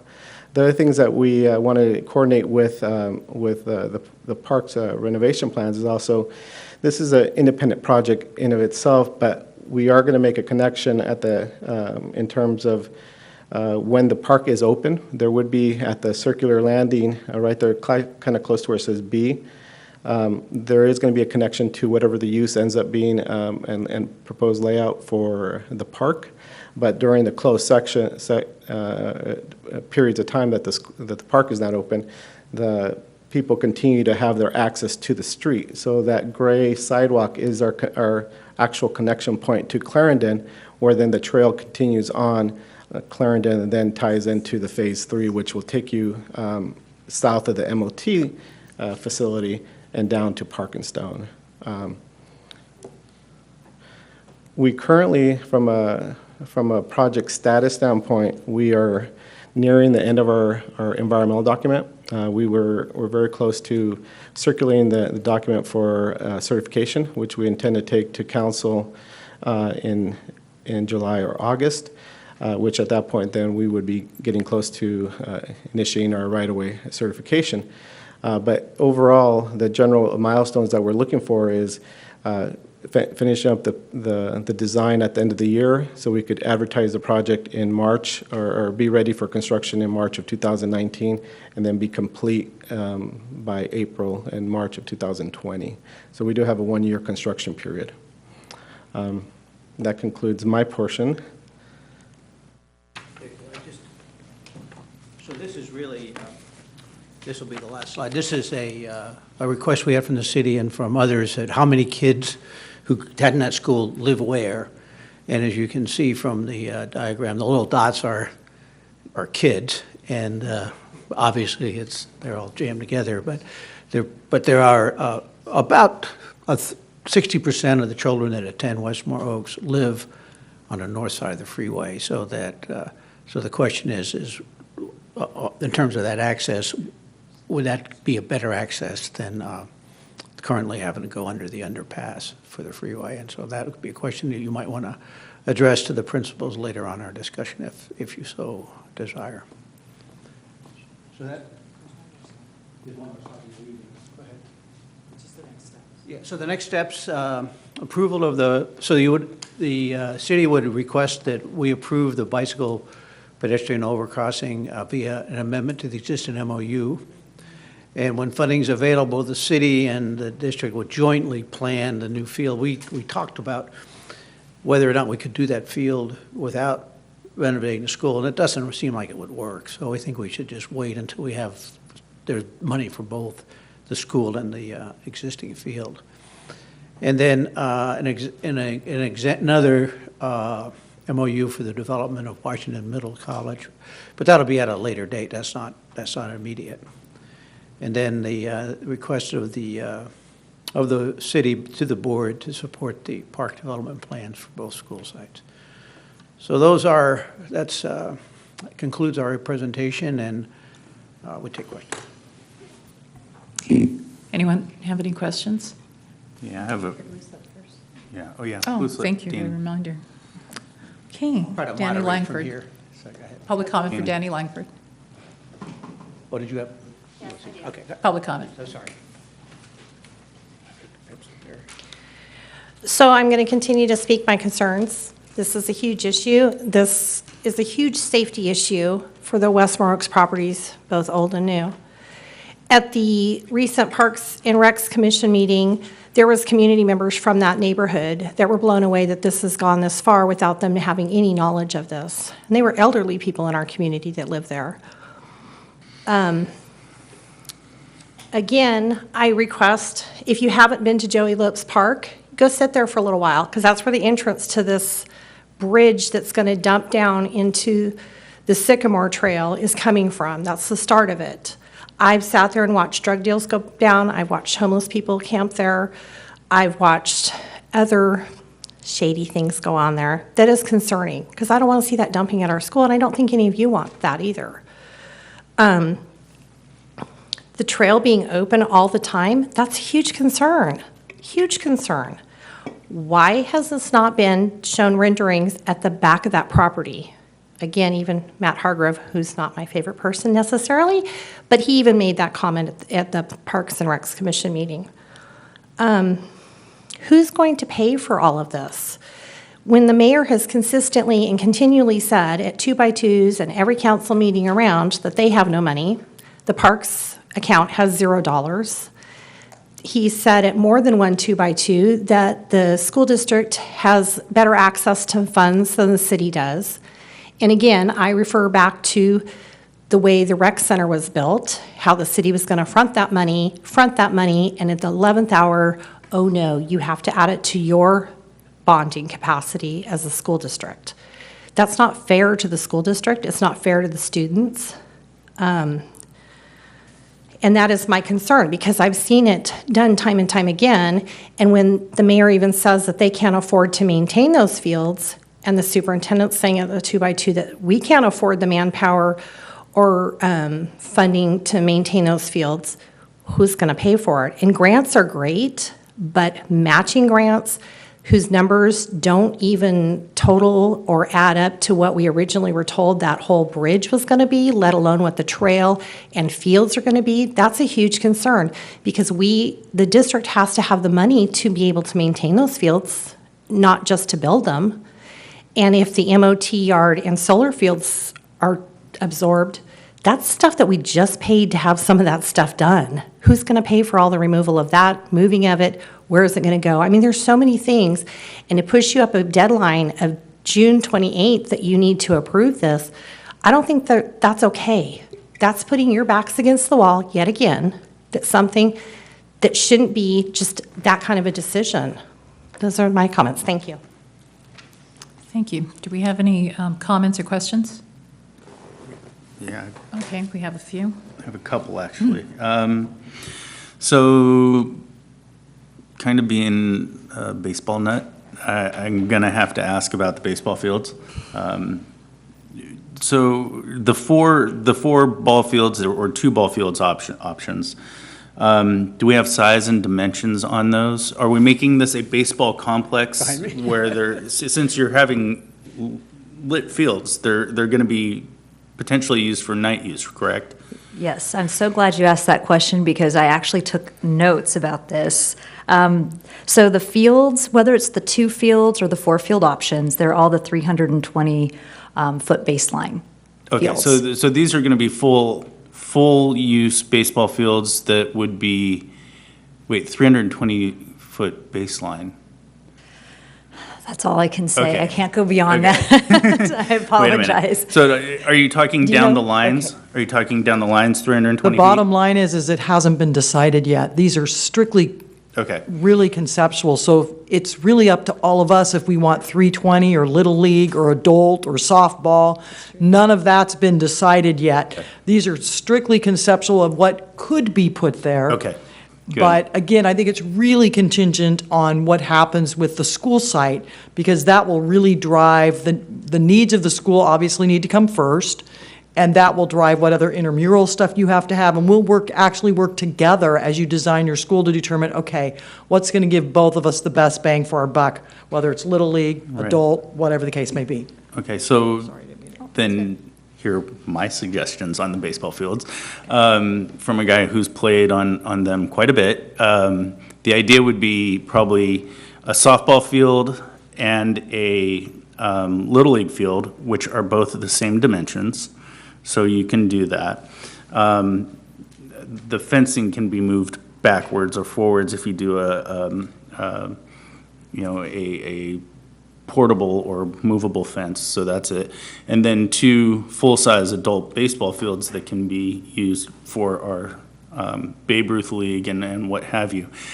Also, in terms of consideration for reduced cost of maintenance, turf fields are way, way cheaper in the long run if you factor in the cost of maintenance, and in terms of the ability to be used after rain. And that's where we have a lot of the problems after heavy rains. The fields get put out of use for weeks sometimes. So, drainage is much easier on that. And so those are just some thoughts that I have about the baseball fields. In terms of the trail crossing, from what I saw on the outline where it let out, that's basically the end of our parking lot and the start of the Sycamore Trail, correct? That is correct. Okay. Yeah. So will there be fencing put up on the end of that trail let out to where it encapsulates our property, our school's property, separately all the way to the end of our property to where the end of the Sycamore Trail lets out, that can be opened and closed during school hours so we can limit the access to anybody, during, because we don't want, once school is in, we don't want people coming into, our property or using that thoroughfare to go around our property, that could potentially cause harm or damage to anything that we would have liability for? Yeah, to answer your question, that is correct. There is going to be security fencing that is going to be in place, and with gates associated that would only be open when the park is open. Aside from that, the pedestrians or bicyclists will be directed to go through and connect onto Clarendon and continue on their way as they continue down towards the south of the trail. Okay. One of the things I did want to, since I have an opportunity and I'm up here, is the funding. So the pedestrian bridge in total is funded through 2 different grants that the city has already procured. We have a CMAQ funding, which is Congestion Mitigation Air Quality Funds, that is funding the design component. And then through the state, we have an urban green grant through the state's Natural Resources Agency that's funding the construction. And the ownership and maintenance responsibility to the pedestrian bridge falls on the city, not the district. Okay. I'm sorry, what was that? What was the maintenance? The ownership of the structure and the maintenance of the structure is going to be responsibility of the city, not the school board. Okay.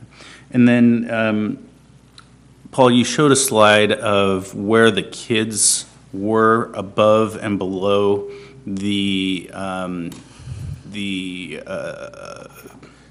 we get that? freeway. Can you put that back up, please? There we go. Nope, go forward. Okay, it's not up on the screen, so, oh, there it is, okay. Keep But going you got it forward. first. You had it, Yeah, keep there going. we There go. you go, okay. Yeah. So, while I'm looking at that, and I'm looking at, okay, where the boundary is for the overcrossing and where the trail would be, I guess my question is, how many of those kids actually live within walking distance to use that trail? Do you have any thoughts about that? Because it really only looks like this small handful. Maybe bicycles, right? Yeah, we just really don't know. I mean, we Right. talked about it yesterday when we met. I met with the principals, and we talked about it'll be, if they're walkers, they now can walk over the bridge. They don't have to walk under the overpass. We may get more walkers and more bicyclists if we have that. And one of the thoughts we had was maybe having a campus monitor up on the overcrossing during the times when they're commuting back and forth. So it would put some safety. Right. And then as soon as all the children were into the campus, and it was whenever your start time, 8 o'clock, lock that gate, and so then no one would have access onto the campus. From there, then they would have to ride their bikes down Clarendon, is that right? And they would be able to go down that way, but at least they would not be able to come across. And you have line of sight, and I think you mentioned that, Baker. So if they're standing, they can watch the kids coming in and see what's going on. So there's a lot of thought been going into that, and we're also going to have our safety, security, and I think you and I talked about that. Consultant review the plan so we make sure that it meets our standards. So those are all the thoughts that we've had about it. I don't know if you guys want to add anything more, if I summarize it. You want to add something? Go ahead, Tracy. Yeah. So one of my biggest concerns once I became principal of Westmore Oaks, my commute every morning, I drive down West Capitol and I turn right onto West Acre, and I drive under that overpass. And currently, the bulk of our walkers and our riders, that's how they get to school, is So they through, walk? correct, underneath that overpass there by YOLO and our district office. In the wintertime, when it's dark, it's not lit. So in the mornings when kids are walking, there's no lighting there. I don't know if you guys have noticed too, there's fencing that cuts off the sidewalk, which is only about yay wide. And so if you have a bulk of kiddos walking all at once before school or after school through that really narrow passageway, it's not safe. There's just no way to get in or out. If there was an emergency, if there was somebody walking towards me from the opposite direction, I'd feel very uncomfortable being fenced in with that incline of dirt. There's really no easy way to get around. So the benefit that I feel comes with this sky bridge is the visibility and the lighting. Having a place that's wide enough for kids to both ride their bike safely and walk safely. They've talked about having additional pathways for both on that same sky bridge that are labeled and marked. It's going to give our kids a much safer route. Whether they live closer to West Acre or they live closer to Harbor, they're still going to have a safer pathway to get to our campus. Well, I mean, I guess are we finding that kids are walking greater than 1.5 miles to 2 miles to go to that school? That I can't answer. We did have was it Walk Sacramento? That came out earlier this year. They did a couple of audits to look at some safe walking routes. I can tell you, we have quite a few kiddos that I see in the mornings. We have 3 crossing guards that we have to employ to service those different intersections that kids have to cross. This would hopefully reduce how many intersections kids are traveling through. Right now, I suspect we have a lot of families that are choosing to drive their kids to school because of that distance, and I think that this probably would have a significant impact on decreasing vehicular traffic on our campus, which is great. The fewer cars in the morning and the afternoon around our campus, it minimizes the risk of injury and accident, so that'd be a boon too. Hey, Sarah, you had some questions? Yes, thank you. Well, I'll go in order, I guess, and I'll start real quick at the Washington Middle College High School. And it's a long name, I know that. But a suggestion would be that we take out charter site, because I hear so often charter school, and people are just confused in our community. And this is now Washington Unified School. And so I just want to throw that out there if we can start calling it Washington Middle, because families are confused. And the only reason we kept the charter name was really to try to get some extra funding, which the state denied. So it's ours. We're proud of it. The weeds are such an issue. I've heard so many times from the community about, I know it's our job to upkeep it with the district, and it has, I don't think I've ever really seen that area utilized. It's always been underutilized since I've been here and seen it. And I know very well from looking closely at the recommendations for parks, how many parks you want per households or per area. And so I know that that area is very much, does not have the number of parks we'd like to see.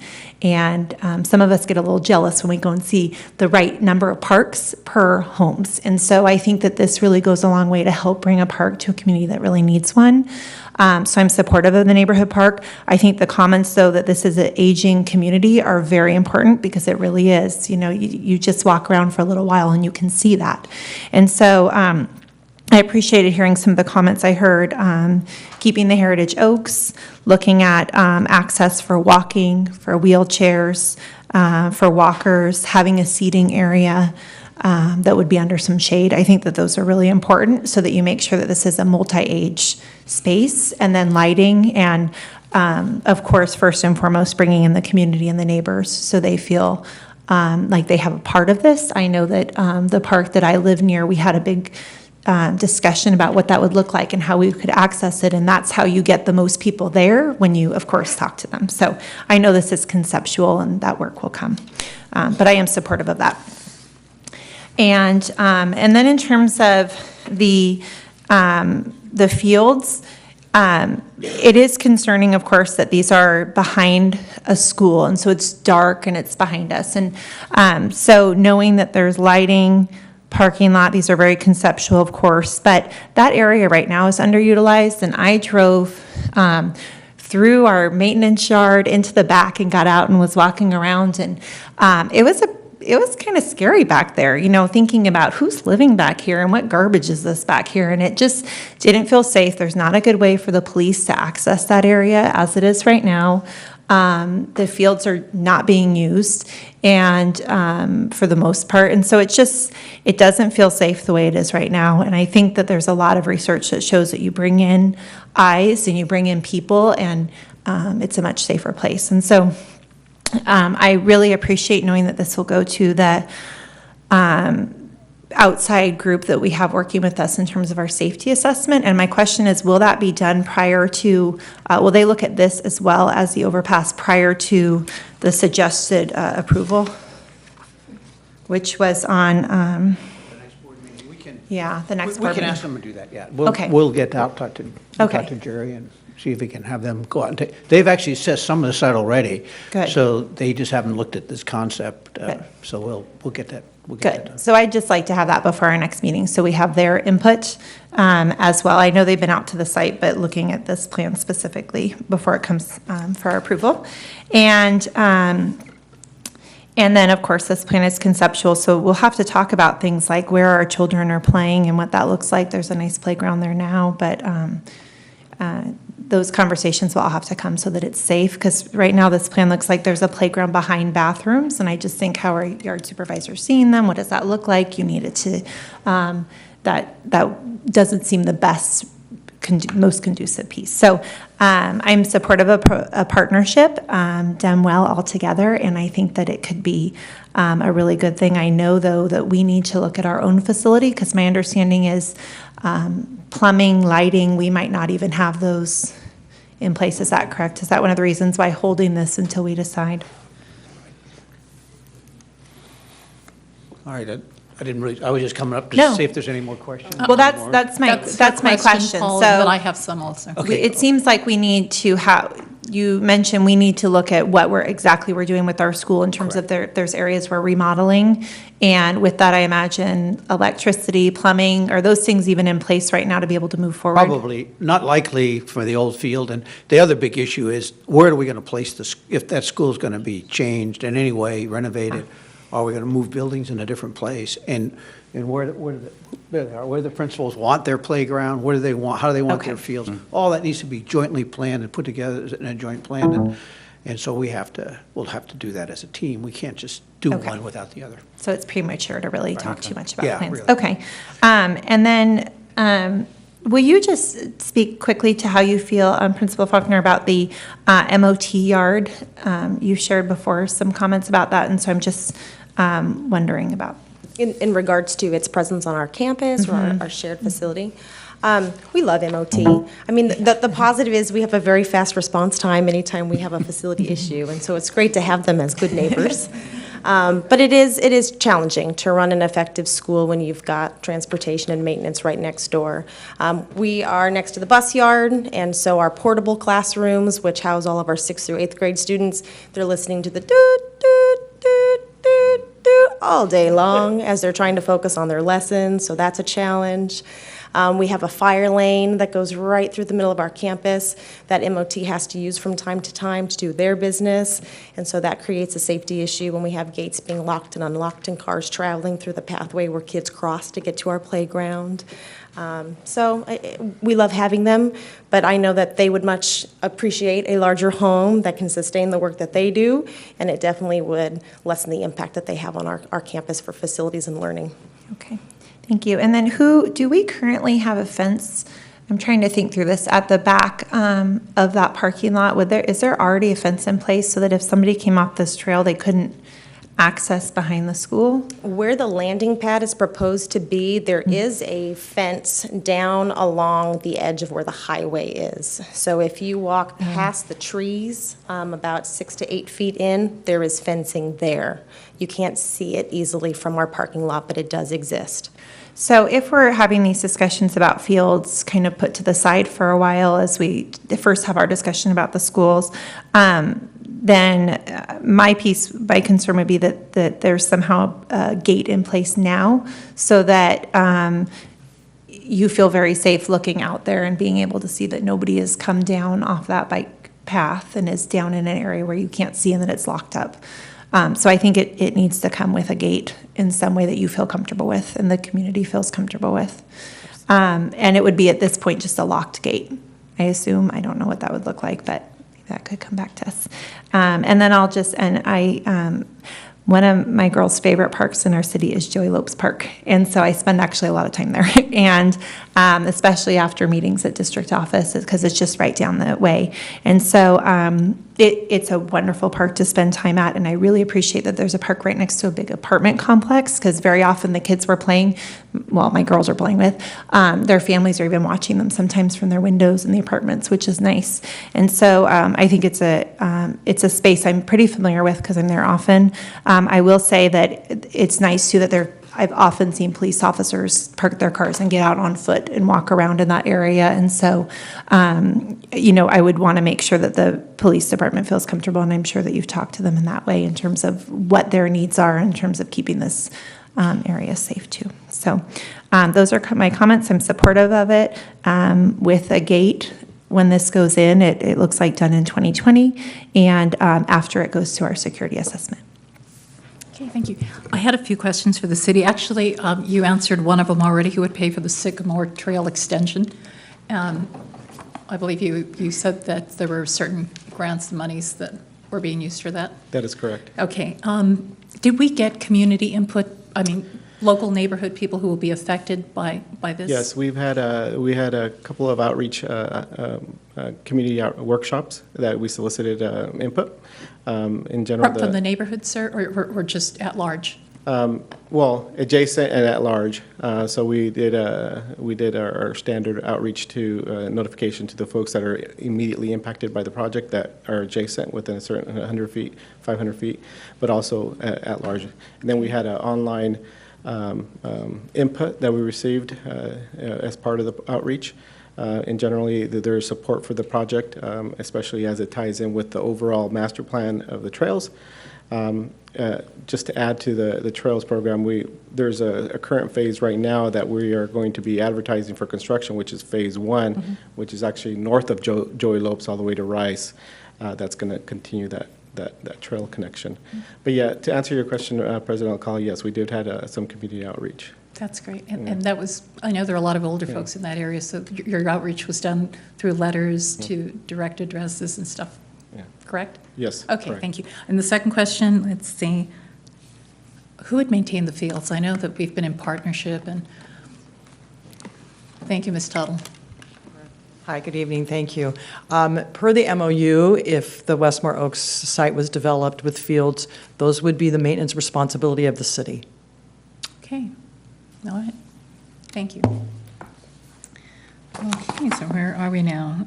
Presentation, any more questions? All right, thank you. Oh, I'm sorry, one more question. I just want to say thank you for staying late. I know you've been here for a long time, so we appreciate you. Thank you. Okay, thank you. So we did that. So we'll now move on to action items. Thank you so much, everyone. Do we have a slip for that one? No, I think that was it.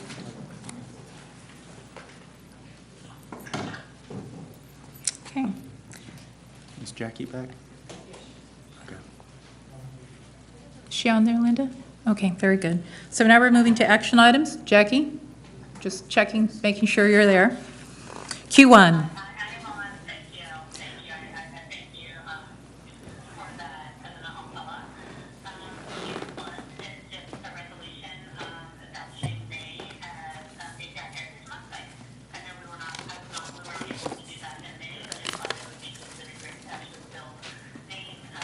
EPI Heritage Month. So I don't know if folks have questions about it or happy to read it. Would you read it? Can you read it from there? If not, I can do that for you. Yeah. So Washington Unified School District Resolution number 1718-32, establishment of Asian Pacific American Heritage Month. Whereas the state of California is home to over 600,000 Asian and Pacific Islander students from kindergarten through grade 12. Whereas the diversity of these groups includes Bengali, Burmese, Cambodian, Chinese, Filipino, Hmong, Indonesian, Japanese, Korean, Lao, Malayan, Okinawan, Pakistani, Thai, Vietnamese, Samoan, Asian Indian, and others. Whereas we acknowledge the historical and cultural contributions of the Asian Pacific Americans in the development of the state of California, and whereas many Asian Pacific Americans have experienced the injustices of exclusionary acts, denial of citizenship and land ownership, as well as internment in relocation camps, and whereas we acknowledge these Americans for their contributions to government, industry, and commerce, agriculture, science, literature, and the arts, and therefore be it resolved by the Governing Board of the Washington Unified School District that May 2018 was designated as Asian Pacific American Heritage Month, and that all educational sites were encouraged to recognize the contributions of Asian Pacific Americans through our curriculum and activities at the school. And be it further resolved that this resolution be distributed to every school in the district. Very good. Can I get a motion? So moved. Second? I'll second. Okay, we will do roll call vote. Sarah Kirby-Gonzalez. Aye. Kobe Pizzati. Aye. Jackie Wong. Aye. And I too vote aye. Unanimously passed. Thank you. We will now move to action item Q2, approval of resolution number 171833, recognition of Pride Month. And the resolution reads as follows. Whereas the Washington Unified School District models, advocates, and promotes the inclusive and respectful treatment of all our members and adopts a safe haven resolution on February 16, 2017. Whereas the district is committed to school safety for all members, including the lesbian, gay, bisexual, transgender, queer, questioning, LGBTQ community, or those that may be perceived as such. Whereas the Fair Education Act of 2012 called for the positive inclusion of the contributions of the LGBTQ Americans in social studies curriculum. Whereas the Student Success and Opportunity Act of 2013 strengthened protections for transgender students and affirmed that all students should be recognized and participate in activities by their gender of identity. Whereas the month of June is an opportunity to celebrate the identities and contributions of the LGBTQ community. Whereas sexual orientation and gender expression-based bullying is among the most common form of harassment in schools. Whereas the significantly higher rates of school dropouts, academic failure, and school disengagement among LGBTQ youth across the country are attributed to peer harassment and bullying. Whereas no one should ever be the target of bullying, harassment, or violence. Whereas we must strive to ensure that district schools are consistently safe and affirming places for all students, staff, and their families. Whereas the district is committed to fostering a safe and respectful school and community cultures. Whereas affirming school and home environments substantially improve the mental health and school engagement of LGBTQ students. Whereas by recognizing Pride Month, we support policies, practices, and curriculum that honor and respect LGBTQ students, staff, and their families. Therefore, be it resolved that the Washington Unified School District Board of Education recognizes the Employee Pride Group and declares the month of June as Pride Month. And be it further resolved, the Washington Unified School District and Board of Education directs the superintendent and all district staff to support lessons and activities that engage students in meaningful learning, research, and writing about our LGBTQ students and families. Passed and adopted by the Washington Unified School District Board of Education on this 14th day of June, 2018, by the following votes. Roll call vote. I'm sorry, motion? So moved. I'll second. Thank you. Roll call. Okay. Too late. Okay, roll call vote. Sarah Kirby-Gonzalez. Aye. Jackie Wong. Aye. Kobe Pizzati. Aye. And I too vote aye, unanimously adopted. Okay. Very good. So now we move to Q3. Approval of resolution number 1718-29, ordering governing board member election and requesting of Yolo County Board of Supervisors to consolidate district election with regular election held on November 6, 2018. Linda Luna, Superintendent. Thank you, President Alcala, Board of Trustees. A regular biennial election for governing board members of the Washington Unified School District is to be held on November 6, 2018. It is the interest of Washington Unified that its district election be consolidated with the regular election to be held on the same date, and that within the Washington Unified School District, the precincts, polling places, and election officers of the two elections be the same, that the Yolo County Board of Supervisors canvass the returns of the district election, and that the district election be held in all respects as if there were only one election. In the resolution 1718-29, specifically items number 3 for Washington Unified School District, it is if there is a tie vote that makes it impossible to determine which of two or more candidates has been elected, the winner or winners shall be determined by runoff election per board policy. Section 4, the candidates, including incumbents, will pay the costs of publishing the candidate's statement included with the sample ballot, which statement shall not exceed 200 words as per past practice. Thank you. Okay, may I get a motion? So moved. May I get a second? I'll second. Okay, roll call vote. Sarah Kirby-Gonzalez. Aye. Jackie Wong. Aye. Kobe Pizzati. Aye. And I too vote aye. Okay, unanimously passed. We go to Q4, approval of the tentative agreement between the Washington Unified School District and West Sacramento Teachers Association for the period beginning July 1st, 2018 and ending June 30th, 2021. Michael Reed.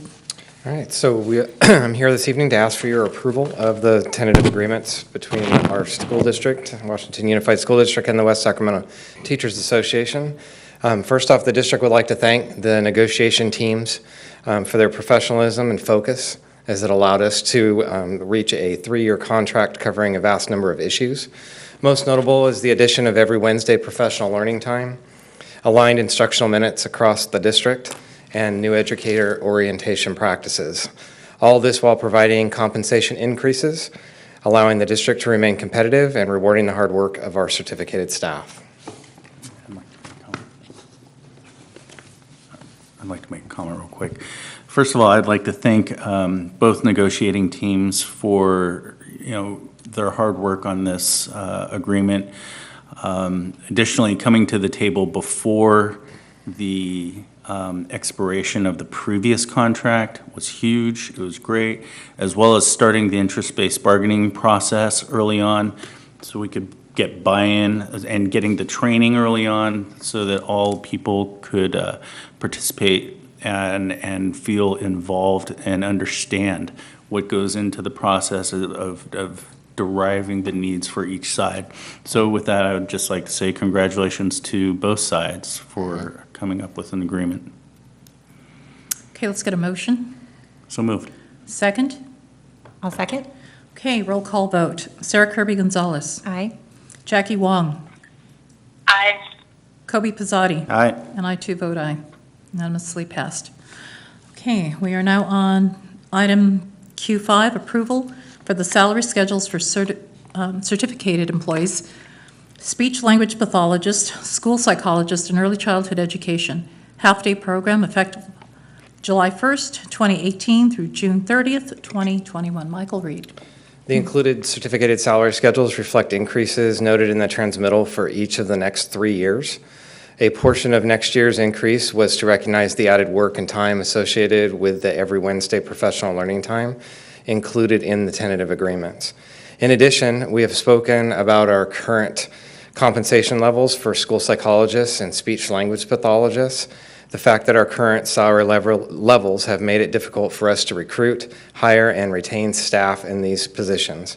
We were successful in negotiating compensation levels that have corrected this issue, and those are reflected in what are now separate salary schedules for these positions. Okay, may I get a motion?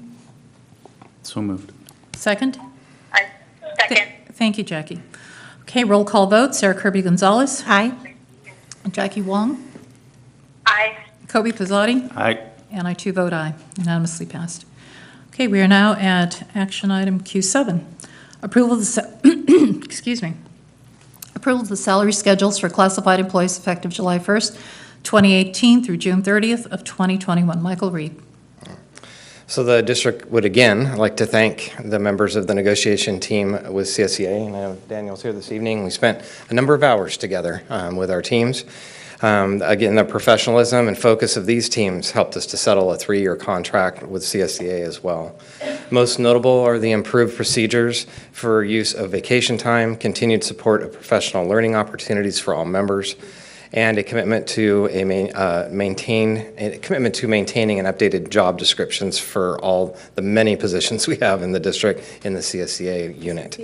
All this as well with providing compensation increases and keeping our salaries competitive and rewarding the hard work of our classified staff. And I'd just like to add, congratulations again on getting a multi-year deal on this and once again, coming in before the expiration of your contract. Great job. May I get a motion? So moved. Second? I'll second. Roll call vote. Sarah Kirby-Gonzalez. Aye. Jackie Wong. Aye. Kobe Pizzati. Aye. And I too vote aye. Unanimously passed. We are now at Q8. Approval of the certificated management salary schedules effective July 1st, 2018 through June 30th, 2021. Michael Reed. Can we go to Q7 first? Yeah. Oh, I'm sorry, It's did I okay. skip There's that? a lot of them on there. There's a lot Okay, on I'm there. sorry, Michael. It's okay. Let me read it. Q7, approval of salary schedules for classified employees effective July 1st, 2018, June 30th, 2021. So the included classified salary schedules reflect increases noted in the transmittal for each of the next 3 years. an additional column for our most senior staff, and note recognizing a stipend for those holding and earning an associate's degree. Okay, very good. May I get a motion? So moved. Second? Second. Thank you. Roll. Okay. Jackie, you get the second on that one. Okay. Roll call. Thanks. Okay. Roll call vote. Sarah Kirby Gonzalez. Aye. Jackie Wong. Aye. Kobe Pizzotti. Aye. And I too vote aye. Okay, now we get to Q8. Thanks, Mike. Approval of the certificated management salary schedules effective July 1st, 2018 through June 30th, 2021. Michael Reed. So we are recommending the attached certificated management salary schedule, which reflects incremental schedule increases over the next 3 years. The increases are in alignment with the parameters used for our labor groups. Okay, may I get a motion? So moved. Second. Sarah, you want to? I'll second. Okay, thank you. It's giving you a chance, Jackie. Okay. All right. Thank you. I'll do the next one. Roll call vote. Sarah Kirby Gonzalez. Aye. Jackie Wong. Aye. Kobe Pizzotti. Aye. And I too vote aye. Okay, very good. Unanimously passed. Q9, approval of the classified management and confidential employee salary schedules effective July 1st, 2018 through June 30th, 2021. Michael Reed. So again, we are recommending the attached classified management salary schedule, which reflects the incremental increases over the next 3 years for our classified managers. The increases are in alignment as well with the parameters used for our labor groups. Okay, may I get a motion? I move. Thank you. I'll second. It's been seconded. Roll call vote. Sarah Kirby Gonzalez. Aye. Jackie Wong. Aye. Kobe Pizzotti. Aye. And I too vote aye. Unanimously passed. Q10, approval of employment of certificated employees, provisional interim permits, human resources. All right, Okay, so Mike, we're you're going to it. change the theme a little bit. Okay. So it is required by the Commission on Teacher Credentialing that the board be publicly notified when certain employees are brought on with a provisional intern permit, or a PIP, or a general education multiple and single subject limited assignment teaching permits. These permits are only renewed by the CCTC the following year if the candidate can prove that they are involved in continued education towards their full credential.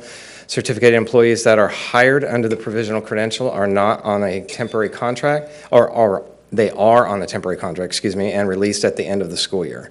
So in the transmittal, it lists 4 of our certificated staff that will be operating with intern permits. These are all in very hard to fill positions. And 3 of these are participants in the YOLO Education Center that we help to launch with our partners throughout YOLO County. So we're excited to have them on board and acting as interns. There is actually one person listed on here who was a paraeducator up until last year. And she's going to start her teaching career as an intern with us. Fantastic, thank you. Okay, let's get a motion. So moved. Second? Second. Okay, thank you, Jackie. Roll call vote. Sarah Kirby Gonzalez. Aye. Jackie Wong. Aye. Kobe Pizzotti. Aye. And I too vote aye, unanimously passed.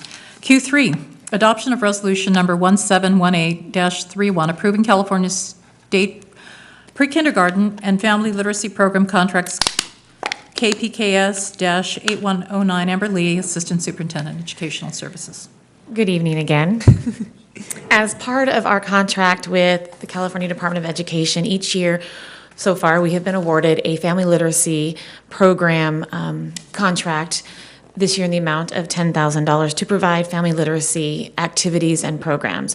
This past year, we partnered with our city to bring to our schools Every Child a Reader, where students were able to take home each week bags of books with lessons and activities for parents and children to read together. We also partnered with the city to provide a family literacy night that was very well attended. And so we respectfully request approval of this resolution to continue our family literacy program. Fantastic, Amber, thank you. May I get a motion? So moved. Second?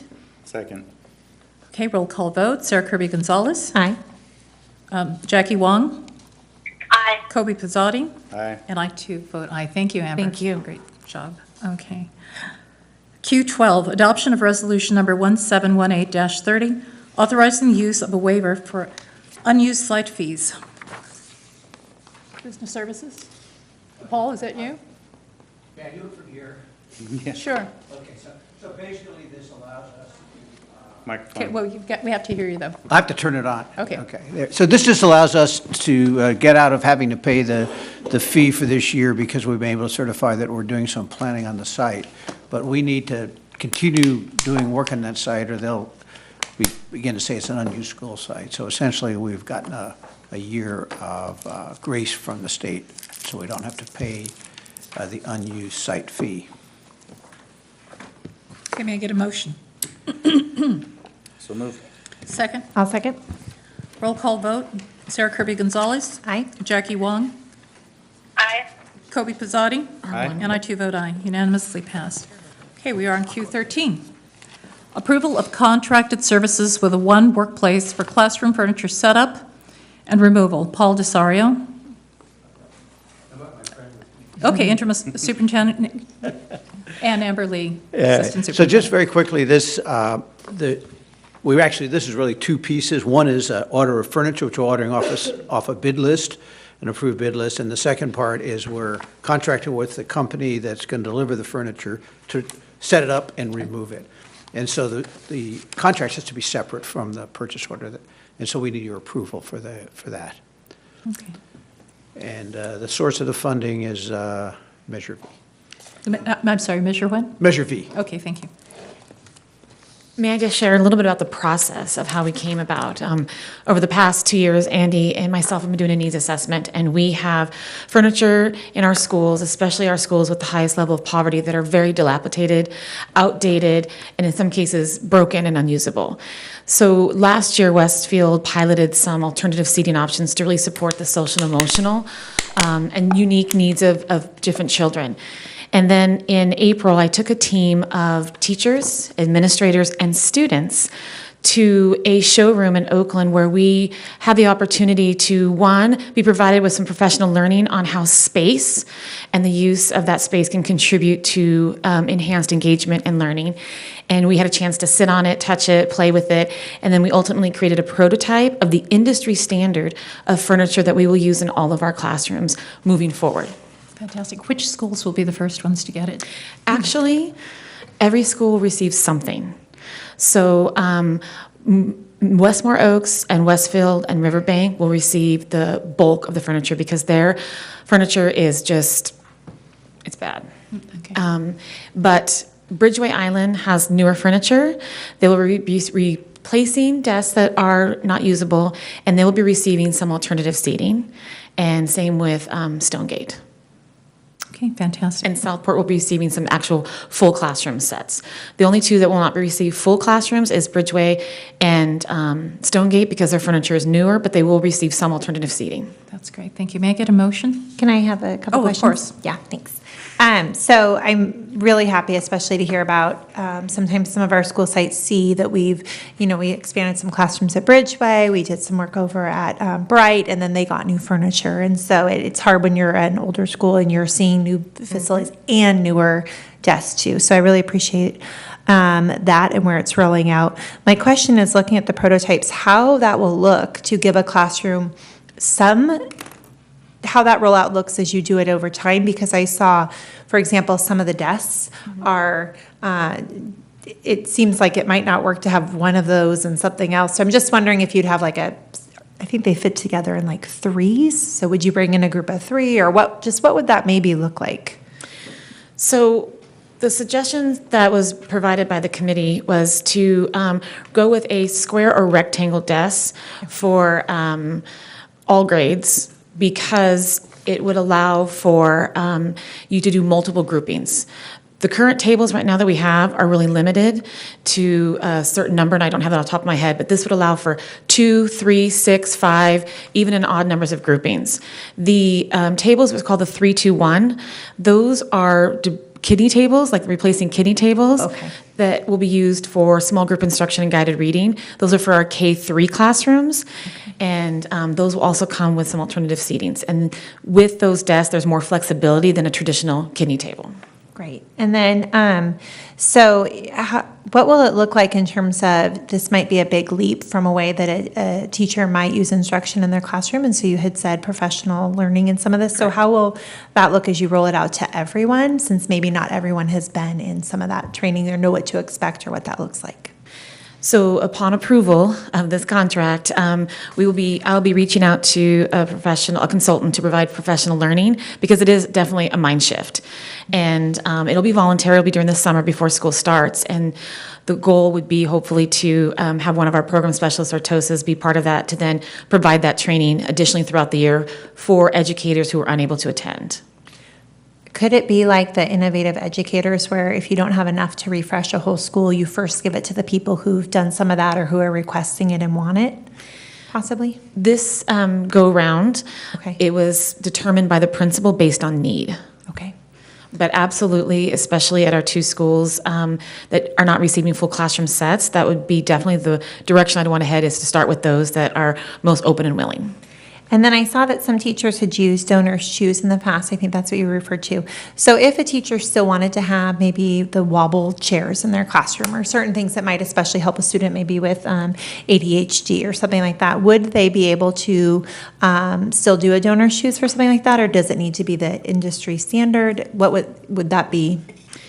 Well, if they do a donor's choose, they're purchasing it with their own money, so they would be able to bring it into their classroom whatever they wanted, just like we do now. But moving forward, purchase with district funds, it would be this industry standard, so that we have consistency.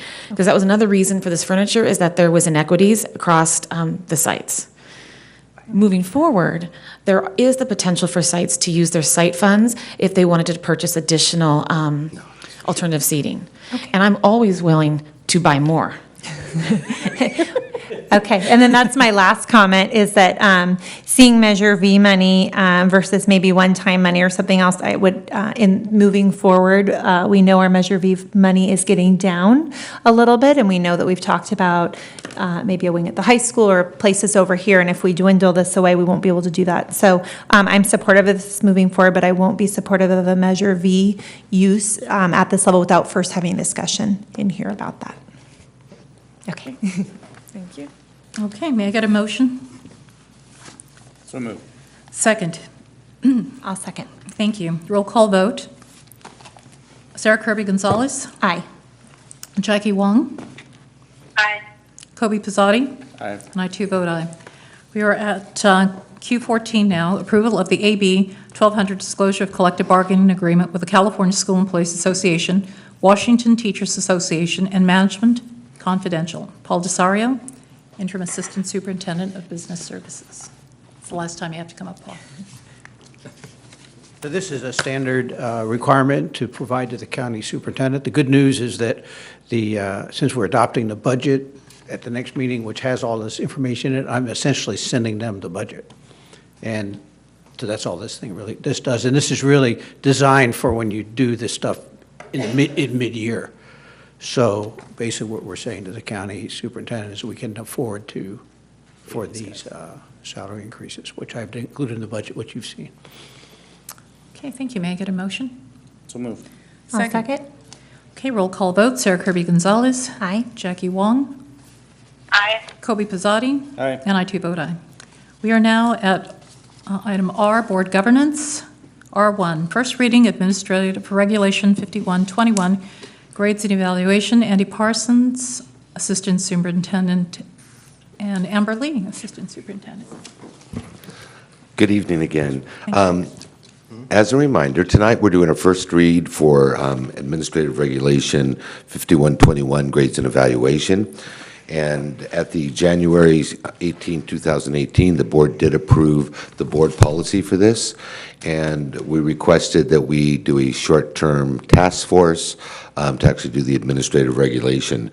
So I did attach a executive summary to the board agenda outlining who participated, but we did have 3 principals, 2 program specialists, 1 instructional coach, 5 teachers from the high school, 5 teachers from the middle school, and 6 teachers from the elementary level, as well as Don Stafford representing WTA. So we'll go through this, and we will, if it's okay with the board, I'll go with the changes, because this is aligned to modeled CSBA administrative regulation. And so you can see the first read out is just a note that we take out of the administrative regulation. And you can see the first yellow area, that is just doing subject area as well. So we're covering our elementary schools.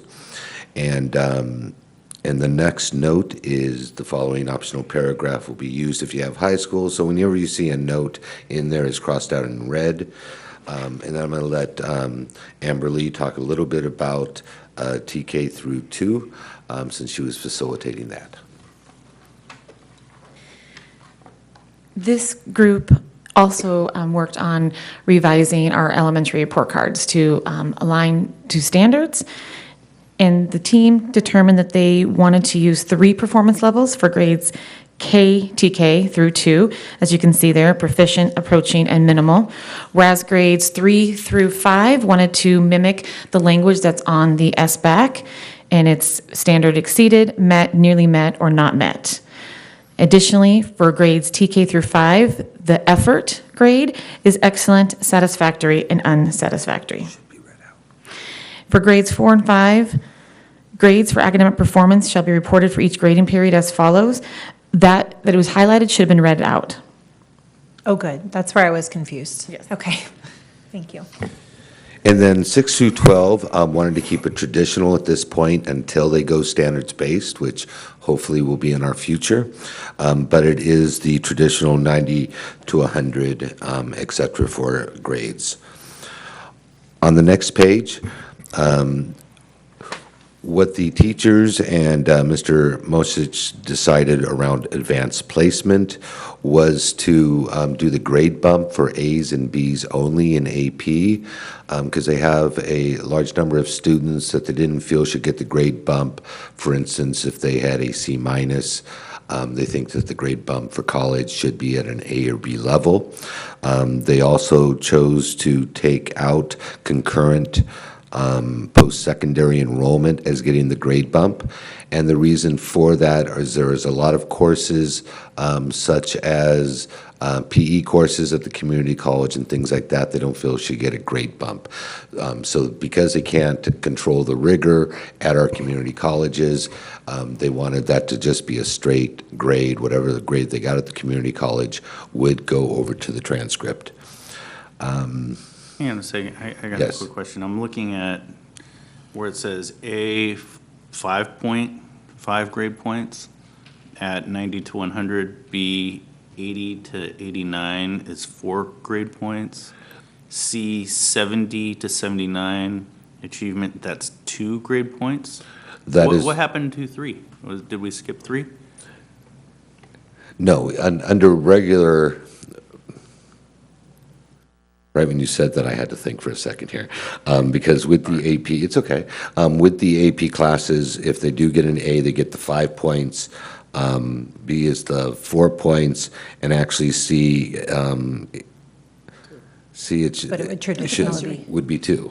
Would be 2. There is That's, no 3, so no, we're just that's completely correct. getting rid of 3 points. That's correct. If they're in an AP class, because under regular circumstances, they would get a 2 with a C, because it goes 4 points, 3 points, 2 points. Okay, so the A gets 4 points normally, B gets 3 points, and the C gets 2 points.